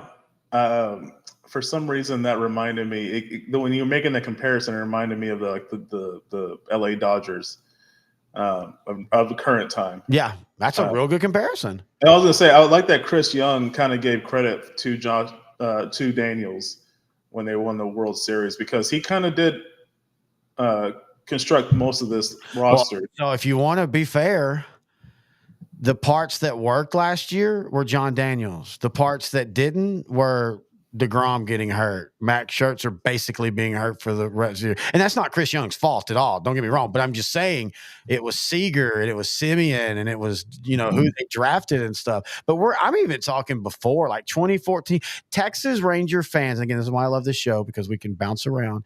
Texas Ranger fans have this godlike love of Nolan Ryan that they legitimately think that because Nolan Ryan was president of the Rangers and not, hey, you're a PR guy to make us, the fans like us, because there again, a whole offseason show will have to be on the Rangers and their bankruptcy. And Texas went from literally maybe not being a franchise anymore to being in a World Series 2 years later. That's just that. And that's when you start to go, if you want to do conspiracies, don't do obvious shit like the Rams Saints, that famous pass interference conspiracy. Do a conspiracy of how did Texas go from being really, really bad and literally bankrupt to all of a sudden in the World Series. They did it for valid reasons, but I'm just saying it's kind of weird. They think Nolan Ryan did all that. And so John Daniels is just absolutely hated by Ranger fans. It blows my mind, dude. Moving on to the other quarterbacks. Yeah, let's go to the Raiders. Let's stay within the AFC West. All right. I think the Raiders have the worst situation out of the five because not only did I not have a good quarterback option here, they also don't have a good running back option here. So they make up for it with really good tight ends and wide receivers and so offensive line. But, Zamir White as your lead back going into this season with Alexander Madison as your backup is not the best situation. To couple that, you got Aiden O'Connell versus Gardner Minshew for the starting job at quarterback. So this is the trap that they faced when they let Derek Carr walk, then didn't draft anybody with a real mind to replace him, but also being still newish in the city you're in. You can't say, hey, we're going to do a full rebuild. I mean, you should be able to. A smart football fan will be like, I get it. So the problem is they've swung for fences on some of these guys. Apparently they were one of the talks trying to woo Tom Brady after that second, that the Cowboy loss, and people were like, well, is he going to really retire? And apparently the Raiders were literally reaching out like, hey, we if you want to keep going, we got a place for you. They've tried. They have him. Who? Tom Brady. Well, as an owner. You want him as a player. Yeah. Tom Brady, that's the great thing about the great quarterbacks. Peyton Manning could go and teach a class on how to do what he does. And I'm not trying to say Brady didn't know how to read defense, but I'm just saying a lot of what Brady did, you can't even teach. That's what makes players like him fun and special. But then they tried to move up into some of the drafts, supposedly, and they couldn't. They tried to swing at some of the quarterbacks that were at the mid-level. That's why they got Gardner Minshew, which I think could be the salvation. Because, look, we've joked for 5 years now, who is the next Ryan Fitzpatrick? It's Gardner Minshew. He's on his 6th team in 9 years. He'll play 2 games where you're like, how is he not a starter? And then that 3rd game, you go, oh, that's why he's not a starter. He's inconsistent, up and down. But, my God, if you give him Devontae Adams and what's his name at tight end, and Michael Mayer and Mayer, Brock Bowers. Yeah, Brock Bowers, but Mayer too. I mean, that's a hell of a freaking Devontae Adams and Jacoby Myers at receiver. Technically, you have Hunter Renfrow, but he's a free agent. I still don't know why he went from having a 100 reception year to a 30 reception year, and he didn't do anything. I still don't know why he's not a Cowboy. Yeah, it felt like that's what one of the things Dallas needs is that quick inside guy. But anyway, if Gardner Minshew does the magic enough, I think that they can be good enough, but I also think that becomes the problem too. If I'm them, if you're smart, but can Antonio Pierce do this? Does he have the job security to say, we're going to play Aiden O'Connell, we're going to win 3 games, and then we're going to get our quarterback in the draft next year? If they really have faith in Pierce and they have the long-term vision, their defense is going to be good. I really think Max Crosby and Tyree Wilson. But Max Crosby's starting to get up there in age. He's starting to get up there in the age, but it's more because he's played a while now. Because he's born in '97. Yeah. He's going to turn 27 this year, which is going to be basically entering his prime years. Is it? I mean, for defensive ends, and that's one thing you and I had this conversation one time a long time ago. We were talking about prime years, and you and I were like, we both agreed that, yeah, but that's a very generic term because different positions will have different primes. You know, a guy that relies on his speed, his prime isn't in when he's 34. His prime is when he's 24, 25, 29. But with somebody like Crosby, I could agree with you because he's such a wily player. But it feels like if he loses that first step, how many times we see a defensive end, they get that 29, they lose that step, and then they just become a really solid guy and nothing else. Oh, he's really good at defending the run now. Oh, how's that? DeMarcus Lawrence? Yeah, exactly. But hey, at least Lawrence knew where he was in the career and quietly, without making a big thing, just altered his game. Everybody was wondering, and I remember you and I talking about it. Man, he added 20 pounds in the offseason 2 years ago. Is that good? And you're not like, yes, because he now realizes he's a run-stopping defensive end, and now he does that better than any other defensive end. And I definitely could see Max Crosby doing that, but you're going to have to draft a Parsons type on the other side to be the yin to that. Which they think they did with Tyree Wilson. We'll see what happens in year 2. The big thing they did was get Christian Wilkins from the Dolphins. Very underrated. I think they kind of started free agency with the big splash and getting him. That was kind of a steal for them just to be able to, Wilkins could have went to anybody. He went to the Raiders. So it was definitely money related because I really don't see the Raiders. I think they exceeded expectations by winning 8 games last year. I really don't see them winning 8 games. Mainly not because of the quarterback situation, mainly because of the running back situation, but we'll see. Maybe Brock Bowers. See, I gotta say, buddy, I love you, but I think you're still hearkening into the old school days. I don't think running back is gonna keep any team from being good this year because you don't have to have that. You just throw it 30 more times. And I get your point, like, well, that will cause more turnovers, and you're 100% right. But you know what I mean? Like with Dallas, we have no running back. Love you, Zeke, but we have no running back. If you ask me where that concern is for me, that's so far down the list because you're going to run 65 yards and throw for 350. My issue with it is because the Cowboys have Dak at least. The Raiders. That's a good point. The Raiders have O'Connell or Minshew, which I like both quarterbacks. But you got to keep them on a pitch count. You got to keep them on a pitch count. That's a good point. You need a well-balanced offense if you're going to have those two at quarterback. No, I agree with you because I legitimately, and I think if you went and look back at Ryan Fitzpatrick's career, it's the same way. And I think it's any good backup who never quite becomes great. Jeff Hostetler being a perfect example. You keep them under a certain amount of throws, they will win you games. You start letting them, Tony Romo. Like, let's be honest. Yes, the perception on Tony Romo and mistakes is very, very wrong. But there's also proof in the pudding that when you kept Tony Romo at about 30 attempts per game, he was magical. You got him up to 35. Okay, he's fun, but some things might happen. So I do agree with you there. I still don't think you're going to worry about running back. I think 2 guys can get you 1,000 combined yards. It might not be pretty, but at least it'll keep the people off the quarterback. Good point on Romo because his best year, the year he might have won MVP was 2014, and he only threw for like 3,700 yards, but he was very safe with the ball, and the offensive line was so stout back then, and they had a really good running game with DeMarco Murray.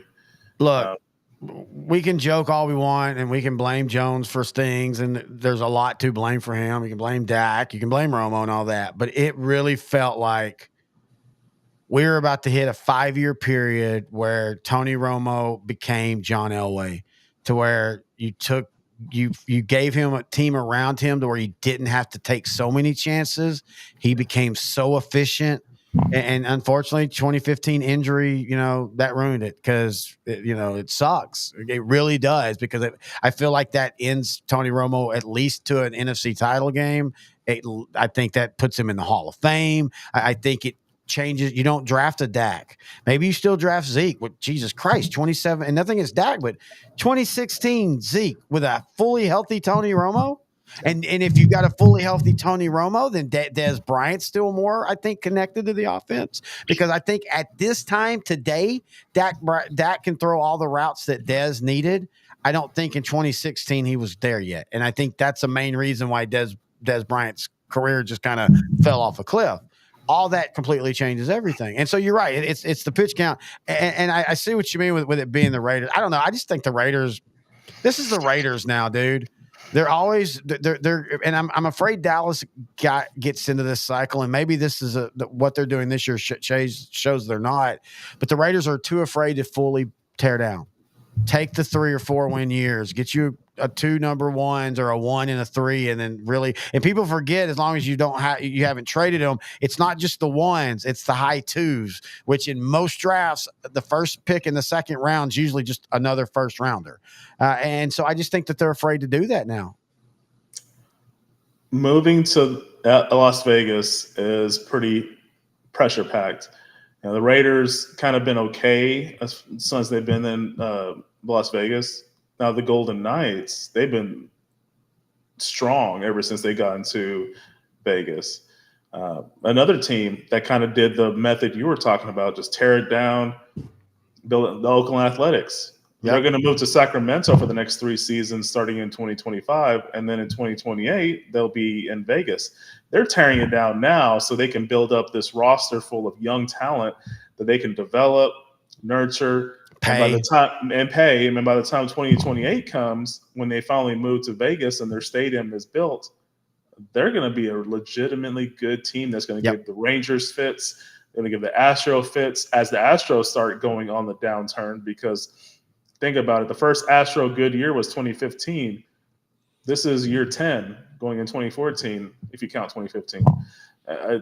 These guys are getting old. Altuve, I don't even know if he'll be an active player by 2028. As much as he keeps getting hurt and wore down. And also what nobody wants to talk about. So when you're bad and you've at least got decent scouting, you build your team up. And so then you go, okay, this is a special core where there'd be 4 to 8 players, special core. And you go, okay, let's put some money behind them.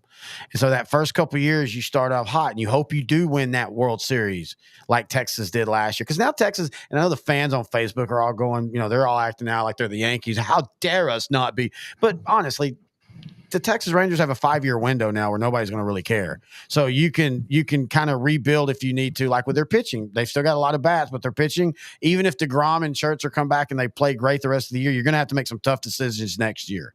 But you lose your farm system because the guys start coming to play, and then you trade the other ones for assets. And then 6 years in, Houston in 2017 now. It's really 7 years, 9 years, 6 years, 8 years. Anyway. Hey, speaking of talent and prospect, Kumar Rocker pitched for the Rangers. Yep. Yeah, he looked pretty good recently.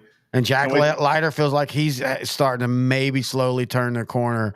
And people have got to stop. I mean, it blows my mind again where we're at today. We're getting hit again with – hang on. I got to read this.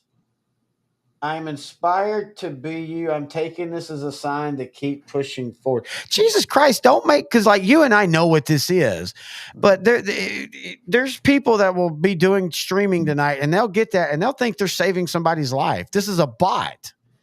Anyway, so you lose assets because you start trading away those assets, and then you can't draft as good unless you start hitting when you're drafting at 28 and 29 instead of first and second. And that's why I never had a problem with the Astro when they're maybe the most epic. We tore it down. We're going to tank purposely, not 1, not 2, but basically 3 years. Then we're going to trust our draft, and we're going to bring together a team. And they did. And I never had a problem with that. I mean, look, I admit, I think we're in a weird era where you're only either great or you're bad. Nobody likes the middle team. And growing up being a Texas Ranger fan, they were always the middle team. Never quite, oh my God, bad for long stretches. Never good for long stretches. But I get it too if you're a franchise. What's the point of winning 77 games and you're not going to make the playoffs? Why not just win 60 games and get 10 spots higher in the draft? Yeah, I mean, it's a deep baseball draft. You might as well get as many high picks as you can. just like trade for picks, just get young talent. Well, that's still not you can do it a little bit more, but that's still one of the things in baseball that's not, you can't do like you can in other sports. You can't trade, like they're talking about it where you can start trading picks for picks and stuff. But that's the one thing I don't know why.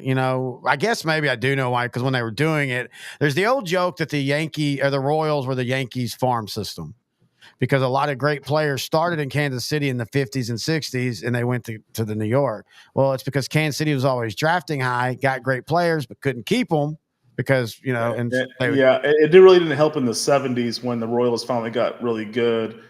But that also coincided when the Yankees started getting good, and they kept meeting in the ALCS year after year, and the Yankees kept beating them year after year. Well, that's why Kansas City has a hate for the Yankees. That if you don't know the baseball history, you'd be like, well, why? Well, it wasn't just you were trading all these great players. It was also, and then when we finally got good, we still couldn't beat you except for 1 year, and that's why our 2 years. They went to the World Series 2 years. I always was fine with them kind of screwing St. Louis with the bad call, because the Royals finally won a World Series.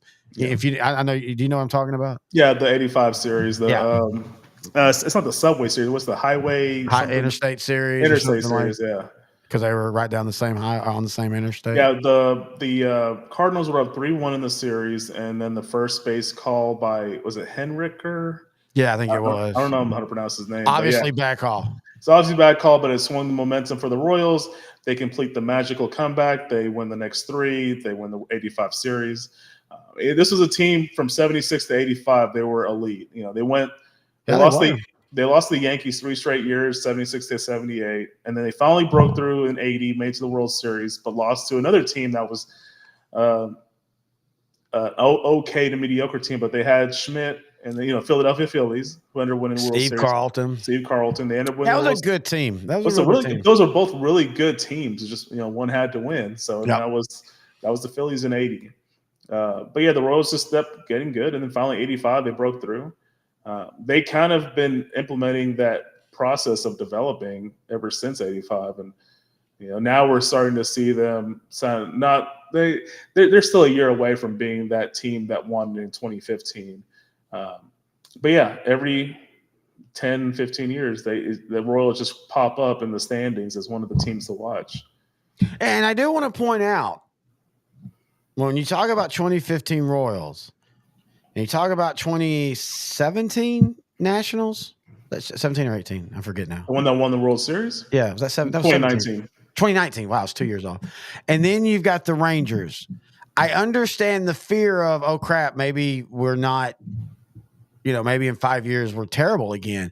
The difference is there's a lot of veterans that are still with the Rangers that are still going to be productive for multiple years. Even if they're not as good as they were last year, they're still going to be good. And if the drafting hits, there was still enough year. You still don't have, like, if Leiter and Kamar come up and they're great, your 1 and 2 is set. You are set with your 1 and 2. You can figure out everything else later. But yeah, there's a fear of, do they just become one of those other teams that nobody talks about again? It very well could possibly be that. I mean, just think of the age of some of their stars. Seager's 30, Simeon's 34, Garcia's 31. Their pitcher, Scherzer, is my age, 40. Well, Scherzer's not here next year. The only way Scherzer is here if he's like, hey guys, pay me $500,000 and I'll pitch here. Jacob deGrom is here next year. His contract, the way they have his contract, everybody looked at the number, but they didn't realize if you actually went and looked at the contract, basically, if he misses a year, Texas gets that year back on the back end. So you're going to have control of him at least as under contract. And yeah, Seager's getting old and Simeon are older, and Simeon's getting older, but neither one of them are they're too old. I mean, they both at least are good for the next 5 years. 100% agree. 100% agree. And they're struggling now. They had a pretty good return from the All-Star break. They had the 4-game sweep of the White Sox to get within a game of 500, but then they, of course, they got swept this weekend. So and then they traded Lorenzen to the Royals. We talked about that. So yeah, I mean, I think this year is just going to be one of those Bruce Bochy every other year washes. They won a World Series last year. They're not going to probably make the playoffs this year. That's fine. Let's build for 2025. DeGrom's going to be back. let's see if Leiter's ready. Let's see if Kumar Rocker's ready to team up with Kirby Yates in the bullpen. I'm looking forward to next season. I don't think they're going to do much of anything this season. See, I still think they'll find their way into the playoff race to the last week. I think this team is a lot better than people give them credit for. You know, again, if we're all looking at the last 3 games where the Blue Jays swept them, but like you said, and going into that series, they're the hottest team in Major League Baseball. And if you'd have told me at the beginning of the year with all the injuries that they were going to be around 500 at August 1st, then I'd say, okay, we've got a chance. Now, the thing that people need to worry about is the Evan Carter injury. Yeah. We all talk about shoulder injuries and arm injuries, but I tell you what, back injuries in baseball, that they will end careers quickly. And this is now his 2nd year of a back issue. He's now been moved to the 60-day. Basically, he's not back this year. And so that's an issue because that's a guy you pencil in your mind and you drafted through this year as, hey, we got Evan Carter's our left fielder / center fielder for the next 15 years. And I'm not saying he won't be back next year and be perfectly healthy, but backs in sports get underrated by how that can end a career quickly. Yeah, back is so important in most of the major sports, but in baseball, in order to swing a bat, in order to throw a pitch, it's paramount. If you look at the actual body type of most baseball players, you're going to see it's wide shoulders, pretty defined back, and that's for a reason. Yeah, by the way, you need to check out Intern Noe's The Pro calendar, MLB backs, and why I love them. He highlights all the MLB back, his favorite MLB back in baseball. It's really fun. It's exciting. Now we have to do it with a zoom lens because of, courts and, trespassing. I remember a day in America where if I wanted to go shoot a naked man's back, I could just walk right in and say, hey, smile, buddy. Anyway. Oh man, it's, I have officially OutDrank the Coverage. Oh, speaking of, we're changing our show name in season. Happy Hour, because I've had multiple people joke like, really, your show's Happy Hour on a Monday? So I came up with, well, that's perfect then. In season, it'll be Hangover Mondays, because as much as I love football, one of my favorite times of the week in football season is Monday from when I wake up till about 11 a.m. because that's the one day of the week for a few hours I don't ingest anything football. I usually that has become a thing that I do. Now, last year it changed because we did a show at 10 a.m., but I worked around that. And so I thought the hangover would be perfect. Ton of football all week, ton of great food, ton of drinks. We're just hungover. And I have a feeling we're going to be so angry a lot of the times this year. And the funny thing is we're going to be angry like this. Son of a bitch, they lost another one. Or we're going to be angry like this. Oh, great. Here comes 12-5 and get beat in the first round by whoever it's going to be this year. And so I realized that. And maybe this is why, and yes, we're going back to Dallas for a minute. Maybe this is why Dallas is doing it this year. They can't win in the regular season with their fans, good or bad. I mean, the only way they win is if they tank, and then the real fans will be like, okay, good. We're about to shed some shit. It might be a couple ugly years, but let's be fair in the NFL. If you draft your quarterback right, your future quarterback right, teams take off. Like we see that more and more now. Or it's going to be they're 15-0 and like just obviously, oh my God, there's no way they could lose a playoff game, which they would then proceed to lose 72-3. That's not the point.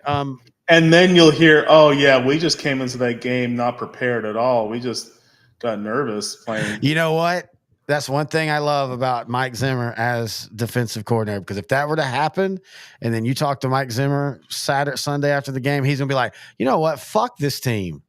Fuck yeah. We were 17-0. We got but I am so tired. You suck, Micah Parsons. Jerry Jones, you should have hired me as the head coach in 06, you dumb son of a. I mean, he won't hold back. So we at least with him won't get the standard Mike McCarthy, Jason Garrett, Dan Quinn. We're going to keep building. We're going to keep stacking those steps. I cannot believe that was the excuse that was given for the Packer loss. That is mind blowing.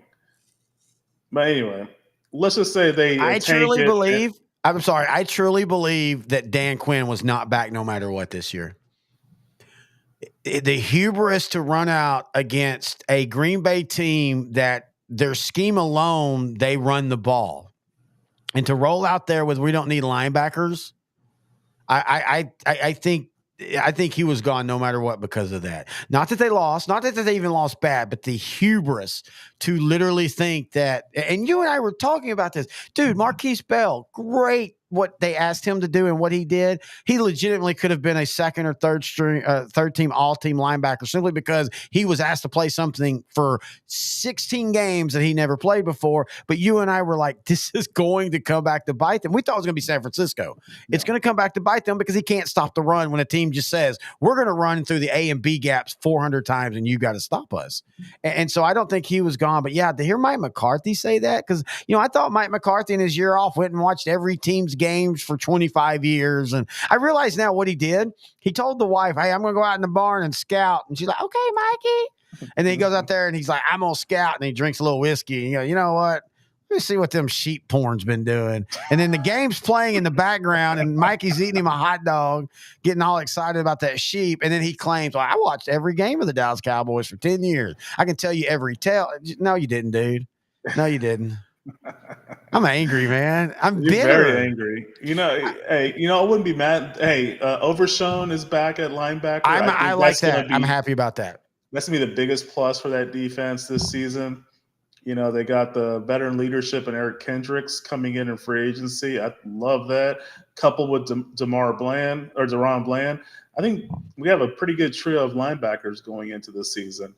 The defensive line will be concerned just with the tackle position. I'm not sure how Mozzie Smith's going to respond to the disappointing rookie year, but we'll see. We'll see. I'm going to go in and watch the Browns game, and I'm going to go in with hope. What's that? So wait. I'm going to spell that. When did you start dating Hope? Yeah, I know, right? Just send me a picture, dude. No, you're right, dude. And I do think this. I mean, unless Mike Zimmer is completely changed, if Mozzie Smith isn't good, we won't see him on the field.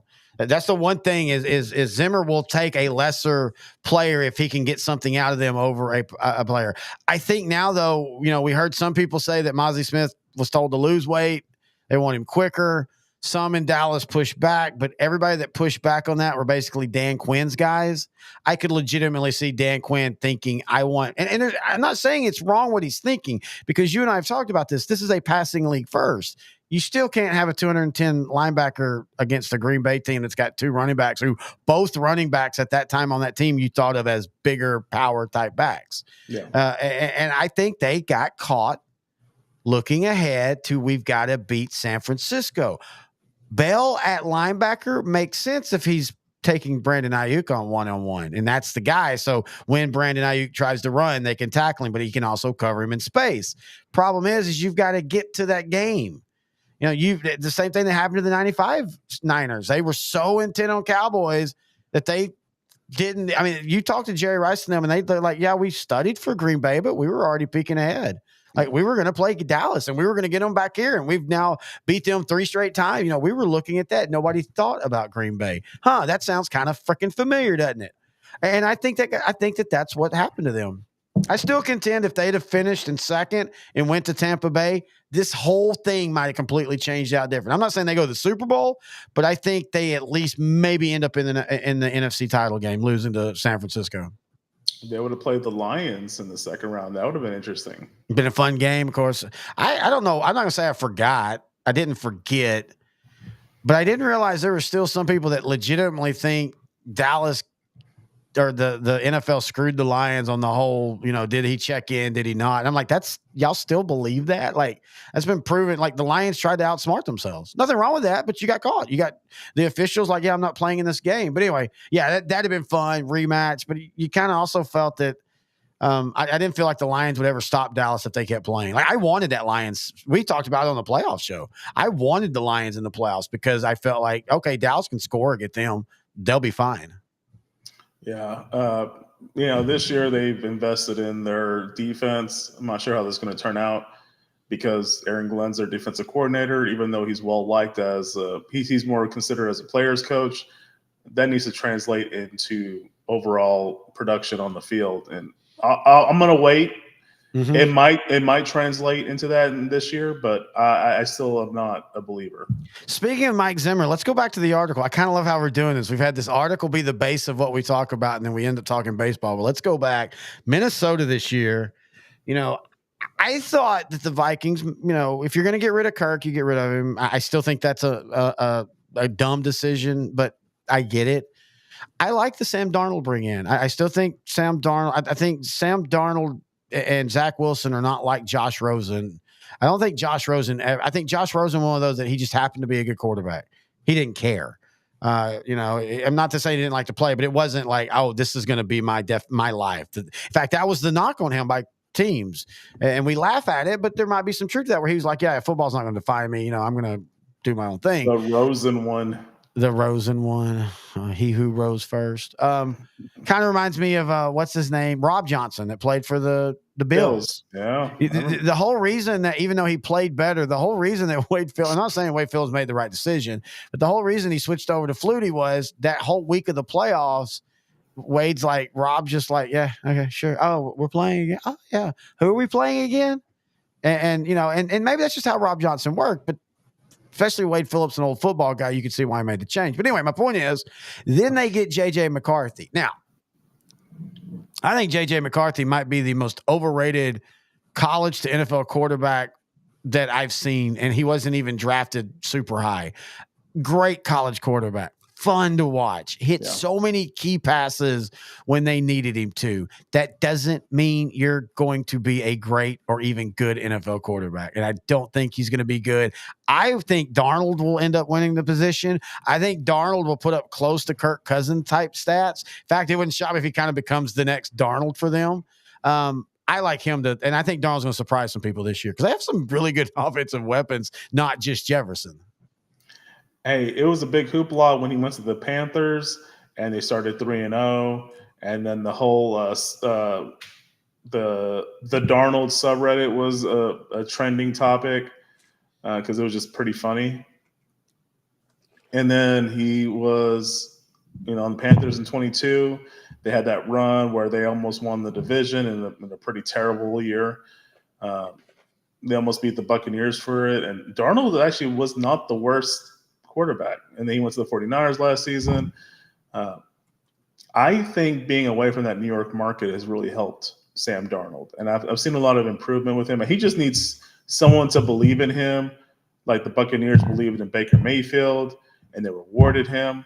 I think Darnold's comparable to Mayfield, maybe even better. I don't know yet. He just needs to have someone believe in him to give him more than 1 year to prove himself.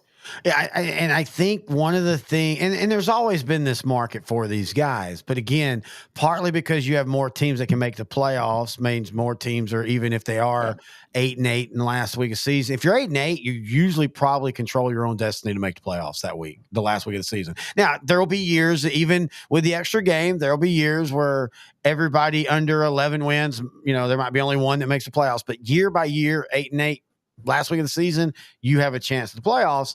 And so I think what this market of quarterbacks is going to create is the bottom barrel, flame out, first round pick, Jim Plunkett to the Raiders, that kind of thing. Yeah. For you and I, that's some of the best things we're going to love about the next. And maybe that's why I'm rooting for. I thought Baker Mayfield at Tampa Bay is awesome. I think you finally got a program because of, even though he's not there anymore, Bruce Arenas, they accept the quarterback will make mistakes. Just keep letting him throw. And I love that. I wish more teams do that. I know. For me, 70s era is so fun because a quarterback would throw for 4 touchdowns and also 5 interceptions. But nobody talked about the interceptions because it was just so cool to see teams throw down the field. And I think Darnold at Minnesota, I know Jordan Addison got in trouble with a DUI.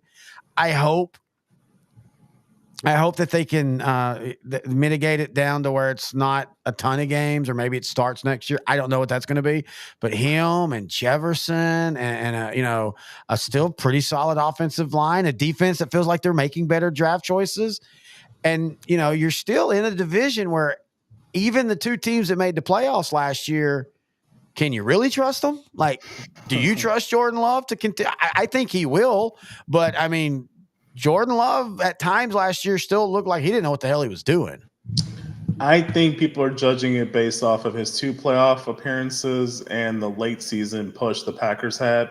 Thanksgiving game against the Lions, he played really, really well. And I know the pass rush for Green Bay is what won that game, but that's the first game that he made some key throws. I was like, okay, I can see what they would like about him. And then the young receivers are starting to mature and get older. Jaden Reed is becoming, he'll be fully healthy for the whole season. He might end up being their number 1 receiver. I know they have Romeo Doubs, they have Christian Watson, so they're starting to build this unit. I think it's going to be Reed and Dobbs, and then I think Watson's off the team by this year. Oh, interesting. I just don't. I mean, A, health is an issue, and B, he's really inconsistent. Now, if they're happy with him being the guy, kind of like what Josh Reynolds was with the Lions, where you're trying to hit him over the top a couple times, if nothing else, just to take the safeties, force them to respect that, then they might be happy. But I think they are expecting a 1,500-yard guy. I just don't know if he'll be healthy enough, and I just don't know if he's consistent enough. But mainly health. I mean, you can't be consistent if you're playing a game, missing 3, playing 4, missing, that kind of thing. It's really hard to find that consistency with a quarterback. Yeah, it really is. I think full season, assuming everybody's healthy, I know it's a big assumption now. I think the Packers might be in contention for the division title. The Lions are already struggling now. They lost their starting kicker, Michael Badgley. He's out for the season. So it's kind of already starting, even though with all the improvements they had on the defensive side.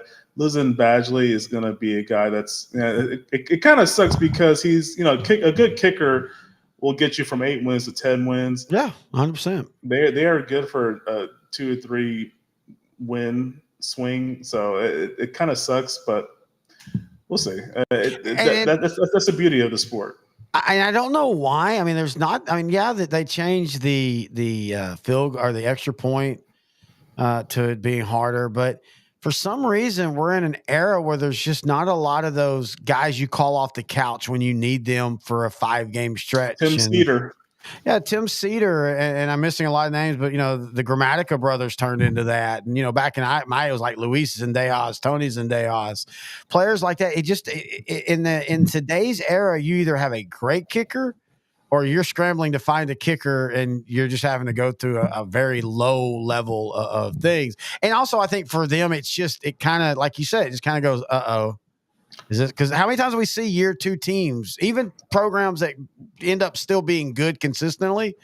It seems like year 2 in the NFL is always that year where you take that first step back and injuries and also sophomore slump. Is Jared Goff really going to be that guy? I think he is. I think Jared Goff is going to quietly end up having a way better career than what people will give him credit for. But you still have that question. And some of the stuff that broke last year for you, does it, I think Green Bay wins. We're going early picks, and I could change these by the time we do our live show here in a couple weeks. But right now in my notes, I have the Lions in 4th. Wow. If I were to do the preview show right now, I have the Packers, the Vikings, and then a big gap, and then the Bears. But boy, the Bears are going to do some things that go, oh shit, they're close. I mean, they were 7-10 last year, and they didn't have Keenan Allen. They had Justin Fields. But they still didn't know what to do with Fields. Fields just would take off. They never, and this is the hardest thing with that type of quarterback. And we talk about it, like you said earlier, with Lamar Jackson and the new guy there, or year 2. When you find the guy that knows how to keep that quarterback in that perfect balance, Michael Vick was there for a few years where he knew when to run, he knew when to throw. That's the quarterback we're all waiting to, that evolutionary step. And I know Caleb Williams got a lot of weird hate this year. And people want to try to make him out like a diva and he's all about himself. But listen to teammates. And every teammate for him, whether it was OU as a freshman or at USC, are like, this dude is awesome. Like we love him. I think they take a huge step up, but I still think they're going to be like 7-10-ish again. I just think the Lions, I'm going off percentages. Every time we think that team's the next one, it never happens. And I think I think it starts this year. And I'm not saying the Lions will be like 3 wins, but I see them. I think this is a really strong division. I see them at the 6th win. I don't think Dan Campbell's there in 2 years. Jeez, man, these are some hot takes. You need to say we need to snip this and have it as a short on our channel because this is a hot take. Well, I can't. I will, but I'll have to edit out because just because I'm a Cowboy fan, that gets a weird. You're not given a thing because I think it. Dan Campbell's a former Cowboy. Yeah, he's also a former Aggie, so he's 50-50 there. No, and this is nothing against Dan Campbell, but the rah-rah without the assistant coaches only works so long. Jimmy Johnson, now, and to be fair, Jimmy Johnson deserves a lot more credit in basically helping build what we call the Tampa 2. People don't understand that's what Dallas was running in the Super Bowl era. Literally the Tampa 2. 2 safeties high, let the linebackers run. The safeties will also step down. You always had your strong safety with Dallas 6 yards off the ball. That's all. The only difference was Tampa took, and we joke about Monty Kiffin in Dallas, but Monty Kiffin at this time, brilliant. He had an athletic middle linebacker and he ran him more in pass coverage. That was really the only difference. But Jimmy Johnson was a motivator. But golly, look at the offensive and defensive coordinators. Look at the assistant coaches, just the assistant coaches. So you can be the rah-rah guy if you've got the scheme and technique and play calling guy behind you. And you said it best. Aaron Glenn, everybody loves Aaron Glenn. Well, they don't love him too much because they don't really play defense for him. Like the Lions, I still don't think have a good defense. They have a defense that can play well at times, but are you going to trust the Lions in the playoff because of their defense? Not their offense, just their defense. And I want to. They added a lot to this defense. And they could end up being really good. To be fair, I want to make sure you're right. If again, and I'm going on the averages of there's always one of these teams every few years that steps up and then immediately goes back. But if their signings and their drafting works, then you're right. 100% they should be, and Dan Campbell will be there for 10 years. So we both feel that the Vikings are going to start Sam Darnold this season. Probably he'll start and finish the season. I don't know if J.J. McCarthy ever becomes a starter, at least not in Minnesota. I don't see it either, but a lot of NFL teams did. So I want to be wrong. I think Jim Harbaugh knows what he's doing. And in Michigan, he knew what he's doing with J.J. McCarthy. He still seems like a game manager at best, but we'll see. Anyway, to be fair, dadgummit, I lost my train of thought. Son of a gun. I think I think people still overrate the championship part. Like, okay, who would you take right now? Mac Jones or him? Oh, just pure on quarterback, not wins. I only know what Mac Jones has done because he's the only one that's actually took an NFL snap. But he also had an offensive coordinator that was a defensive coordinator who started out as special teams coordinator. I'll go based off his 2021 season, so I'll just say Mac Jones. And by the way, that was a very underrated season. That 2021. That's why people thought going in, like, okay, he could be the guy. My whole point is it feels a lot like Mac Jones. McCarthy has some skills. I'm not saying he's a noodle arm. I mean, by the NFL standards, you would obviously tell he's not a flamethrower guy. But I just think people are trying to find that. We got to find the guy. We can zig when they zag, and they won a championship, so we're going to take him because, hey, isn't that supposed to be a thing with quarterbacks, winners? I think that thing is completely just blown out of the water now. If you're able to start an NFL team and you make the playoffs, then you can win a Super Bowl. Period. Doesn't mean you will, because most won't. But this idea of he's got it and he doesn't. Yeah, I don't believe that. If you gave me Jameis Winston right now and I got to build the team around him, I would be perfectly fine with him. And all jokes aside, I love watching him. But he's proven he can go out and, he can throw 30 interceptions, but he can also throw 30 touchdowns. He can also throw for a freaking 4,900 season. There's a fun little story right now in training camp for the Browns where Jameis Winston and Mike Vrabel are starting practice by doing sprints, and it's kind of like energizing the team a little bit. When I heard this story, I was like, wait, Mike Vrabel is with the Browns now? Oh, yeah. I guess, well, you and I absorb and lose some of the sports knowledge. I think I was one of the ones I just lost. I just forgot that Mike Vrabel went to the Browns after he got fired from the Titans. Anyway, to close out the training camp quarterback battle, the New England Patriots, the once mighty and proud franchise, they got Jacoby Brissett versus Drake May. I feel that they're going to start Brissett because of their terrible offensive line, and they don't want Drake May to be anywhere near that mess. What are your thoughts? So you feel that they're basically saying, "Hey, we're going to tank one more year. We're Yes. going to fully tank."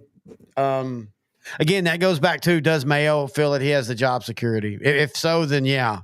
But I also think this idea, we got to get past this idea that a first round quarterback needs to sit. If he's your best quarterback in camp, you start him. Period.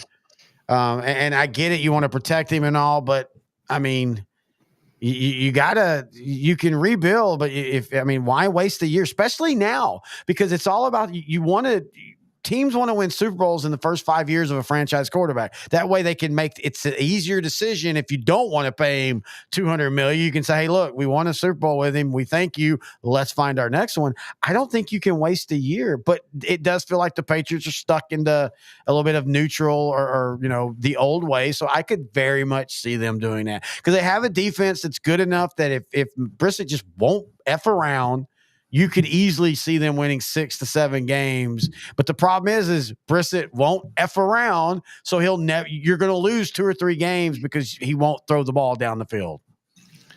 Like you said, their defense is good enough to win them some games, 5 to 6.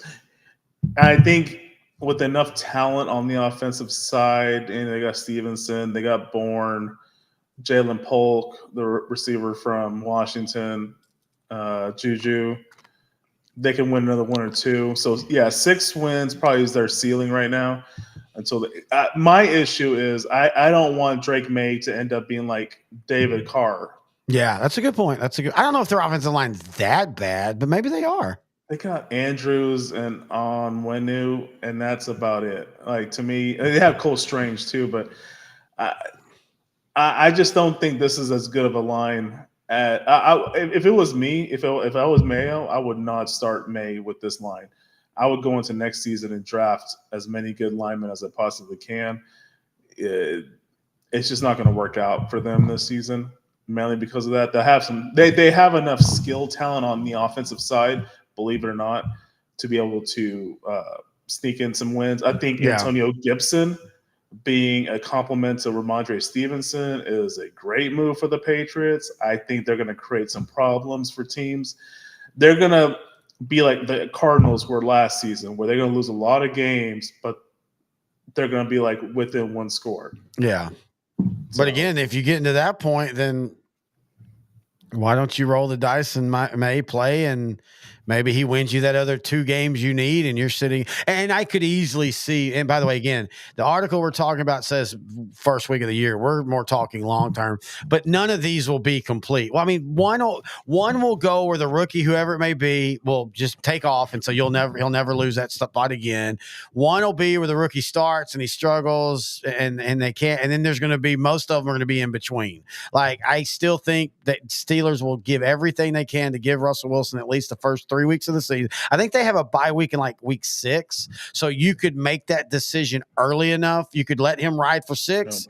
And if he, if you're 3-3 and he struggled, all right, we got to make a change. And then there's going to be other ones where they go back and forth. And this one feels like one where I could see them going back and forth. Brissett because Brissett will have 2 or 3 games where he looks like, okay, he's figured it out. And then he won't. But then let's say the Patriots are again 3-3. Well, let's give May a game. And then he wins one and he makes all the rookie throws. And then the next week, he makes all the bad rookie. I could see New England doing the most yo-yo, mainly because they have a new coach and we don't know what he's going to do. And so he might start listening to the offense, and the offensive guys are going to all have different voices on who's the better quarterback. And so I think they could easily yin-yang it. I could definitely see that too. I just don't remember how mobile Drake May is. Whoever is going to be the quarterback for the Patriots in 2024 is going to have to be pretty mobile. Ray Bennett on Facebook, he just had a question. I don't know if it was just. He asked about Max Scherzer wasn't releasing his no trade. No, we were talking about next year. Like, Max is not going anywhere now, but next year I don't see a way that he's on the Texas Rangers unless he's just like, hey, I'm having fun. Give me $500,000. That's the only way. And then even then, you're like, okay, you're the 4th starter, and we're giving you 2 weeks off every month. I mean, seriously, because I mean, that's the one knock on him. And he's 40, so it's not like really a knock. But the one knock on him in the last 5 years is after that Nationals World Series, he can't stay healthy consistently. It's not like Jacob deGrom unhealthy. At least Max comes back in the same calendar year usually. But anyway, this is why I'm excited about football, though. Outside of Dallas, there always is. I'm not saying this is unique, but there are so many intriguing stories in the NFL where 3 years ago we thought the power structure for the future had been set, and there's still two of them, Kansas City and San Francisco, that are still there. But after that, Dallas, even though they've been the most consistent, they're in flux. The Lions come out of nowhere. Minnesota, who you could make the case was Dallas light, they won 10, 11 games, get in the playoffs and lose. They're in flux. And then you've got a team like the Rams that I still think if they can get over the Aaron Donald retirement, which I think they can, I think 100% healthy Matt Stafford, there's a lot of people around him offensively there, dude. The Rams, if I had to pick the one team in the NFC that we don't know that scares me, it's the Rams. I could see the Rams pulling a 13-4 type season. I might even say the Falcons for me. How many times have we been here with the Falcons? I agree 100%, but I felt like we were saying this last year too. We were. Now, in saying that, I think if they run that offense well and they play it right, and I think they have to the first few weeks, because let's remember, Kirk Cousins is coming off of an Achilles, and all the jokes about Aaron Rodgers, Achilles is still the one injury that it's hard to come back. Now, you can make the case Cousins isn't left to right lateral, and that's fine. But if he's healthy and they protect him and they keep him to about 30 attempts a game and let Robinson and let the other two running backs cook, you're right. I think the Falcons could be scary, but I could also see them saying, oh, my God, we're paying Kirk Cousins $300 million. Let's make him throw 75 times. With Raheem Morris, a defensive-minded coach as head coach, I think that won't be the case. That's a good point. Maybe he goes too far conservative. Maybe he becomes Tony Dungy. And that was always Tony Dungy's issue, man, was great defensive mind. Solid, in-game decision maker, terrible with the clock. I don't think there's a lot of good coaches that are great with the clock. And I think partly because it's really easy to sit, even though we're stressed out, but to sit on our living room and go, why are you not calling a timeout? Or why are you calling a timeout? And in the game, you've got 40 people in your ear. I've told you this before. I've been on a sideline of an NFL game. I've been on a sideline of a college game. Of course, I've been on a sideline of a high school game. And NFL is the most chaotic, also the most your defense is here, and then your safeties are over here. You're not. That's why I laugh in an NFL movie or like Any Given Sunday where the head coach is telling the whole team on the side. That doesn't happen. You don't have time, and so most coaches are terrible at at clock decisions. But Dungy also was the worst at, I'll trust my defense over my offense when you needed to have that ability to know when to step on the gas. True defensive mind. Yeah, and true defensive minds, they might not all hate the offense as much as Buddy Ryan did, but they usually distaste the offense. Bill Parcells talks about that in his book that I love reading. He hated the offense because in their minds, whatever reason, they forget that the greatest defenses in the world still give up usually 2 scores a game, and usually 3. Especially in today's era. If you tell me the Dallas Cowboys at the end of the year will only give up 20 points a game, hot damn, we are good. We might be losing to Green Bay again in the first round, but damn it, we at least had a good year. But yeah, but for some reason, and then offensively, you don't have a lot of those. You have some. What's his name that forced us to have to watch the movie about Kurt Warner? What's that offense coordinator's name? Oh, Mike Martz. Yeah, Mike Martz hated defense. He also hated running the ball. He also hated his quarterbacks. I'm going to think Mike Martz just hated life. That movie was bad. I'm sorry, folks. It was bad. We tried to like it. We are not reviewing it. I'm sorry. Well, 5 years from now, it will end up on a bad movies and a drink. It'll be when I'm getting my new liver and you're giving me your new liver with the joke that your liver's only got 30 more days and I got to do it all again. But anyway, I might be overthought that one a little bit too depth. But Mike Martz just looked like he's not a fun person to be around. Yeah. Yeah, he doesn't seem like the people person. Yeah, which is weird because usually offensive coordinators, they're the Sean McVay, they're the what's his name at McDaniels and Dolphins. They're more of the goofy guy of the group. But yeah, he just didn't seem fun. But anyway, I don't know how the hell we got on Mike Martz. All right, so is that the last one on the quarterback? That's the last one on the quarterback. All right, let's see. Let me check the happy hour notes. Let me see. We're about winding down here almost. Well, you wanted to talk about Lamar Jackson and his health issue. Well, okay. So at the time, this was last week, I did, but he's back. I just thought, okay, what's the deal? Like, is it really an illness? But apparently it was. I thought, were they trying to hide something? Maybe he happened in the off season. But we can talk about the fact that he's trying to take Troy Aikman to court, and it's not him; it's lawyers. I guess I saw this, but I didn't really pay attention. He's mad at Troy Aikman's use of the number 8. Yeah. Numbers are really hard to trademark, so I don't really know. There's no way he had a trademark on the number 8. You usually can't trademark things that are natural. Like there's a reason you can buy cologne. Knockoff cologne is literally regular cologne, so don't go buy ocean water at $100 a bottle. Go buy it at $20 a bottle because you can't trademark and you can't patent natural stuff like seeds and smells. Well, you can't really trademark numbers, but also that's just. Like, people need better PR. Somebody's got to say to his lawyers or to him, look, yeah, you might be right, but do you really want to pick this fight? Because you're just going to come out looking bad over what, a few $1 million that you're going to make enough money in your life. You've already made generational money. If you handle your money and your offsprings handle their money and their offsprings handle your money, your family will never be poor again. And we're talking going out to 100 cousins. I just feel like these are the things where you just got to be careful and pay attention to what the ramifications are PR wise. Yeah, I really don't see this as a big deal. Like, I think he's probably just back off and just focus on trying to win a championship. I get the logic behind it. I mean, we're in a capitalist society. Got to earn as much as you can. But yeah, I don't think it's necessary. It has nothing to do with our bias of being Cowboy fans or our love. I'm wearing an Aikman. I love. Oh, you are. I know that shirt. I love Lamar Jackson as quarterback, though. He's one of my favorites to watch. 2-time MVP, and we're still waiting for him to get to the Super Bowl, but he's getting there. That team is really good, well coached by a head coach that has a special teams background. Maybe that's we might need to do on our next happy hour. That's this type.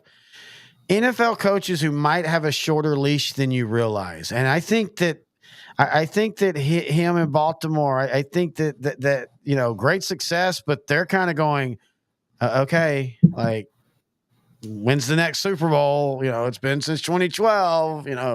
We appreciate the win, but like, you've now had what I think many people consider since 2012, usually one of the top 3 or 4 rosters in the game. So maybe we need to have a segment on the next All Sports, or maybe during our preview shows, because I think there's a couple. We all know, of course, Mike McCarthy and all the loud ones, but I think there's a couple coaches who might have better track records that might be on a shorter leash than we realize.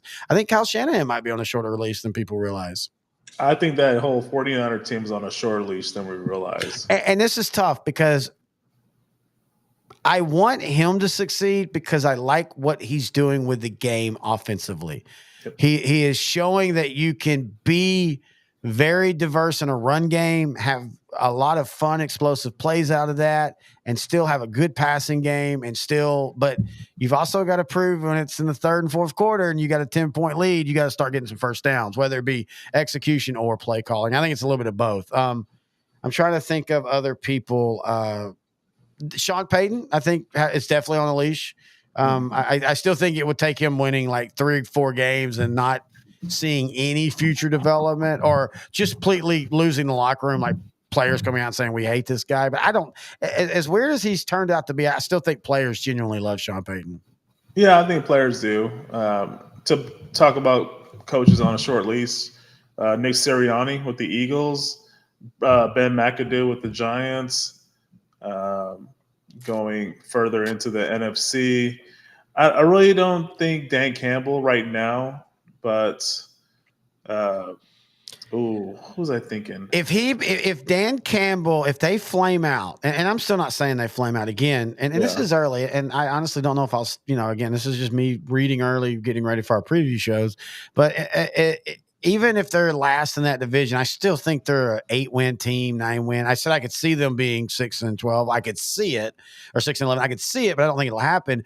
But if that does happen, and he's very hubris about his calls, like he keeps failing at fourth downs, and he won't be like, kind of like the Brandon Staley with the Chargers.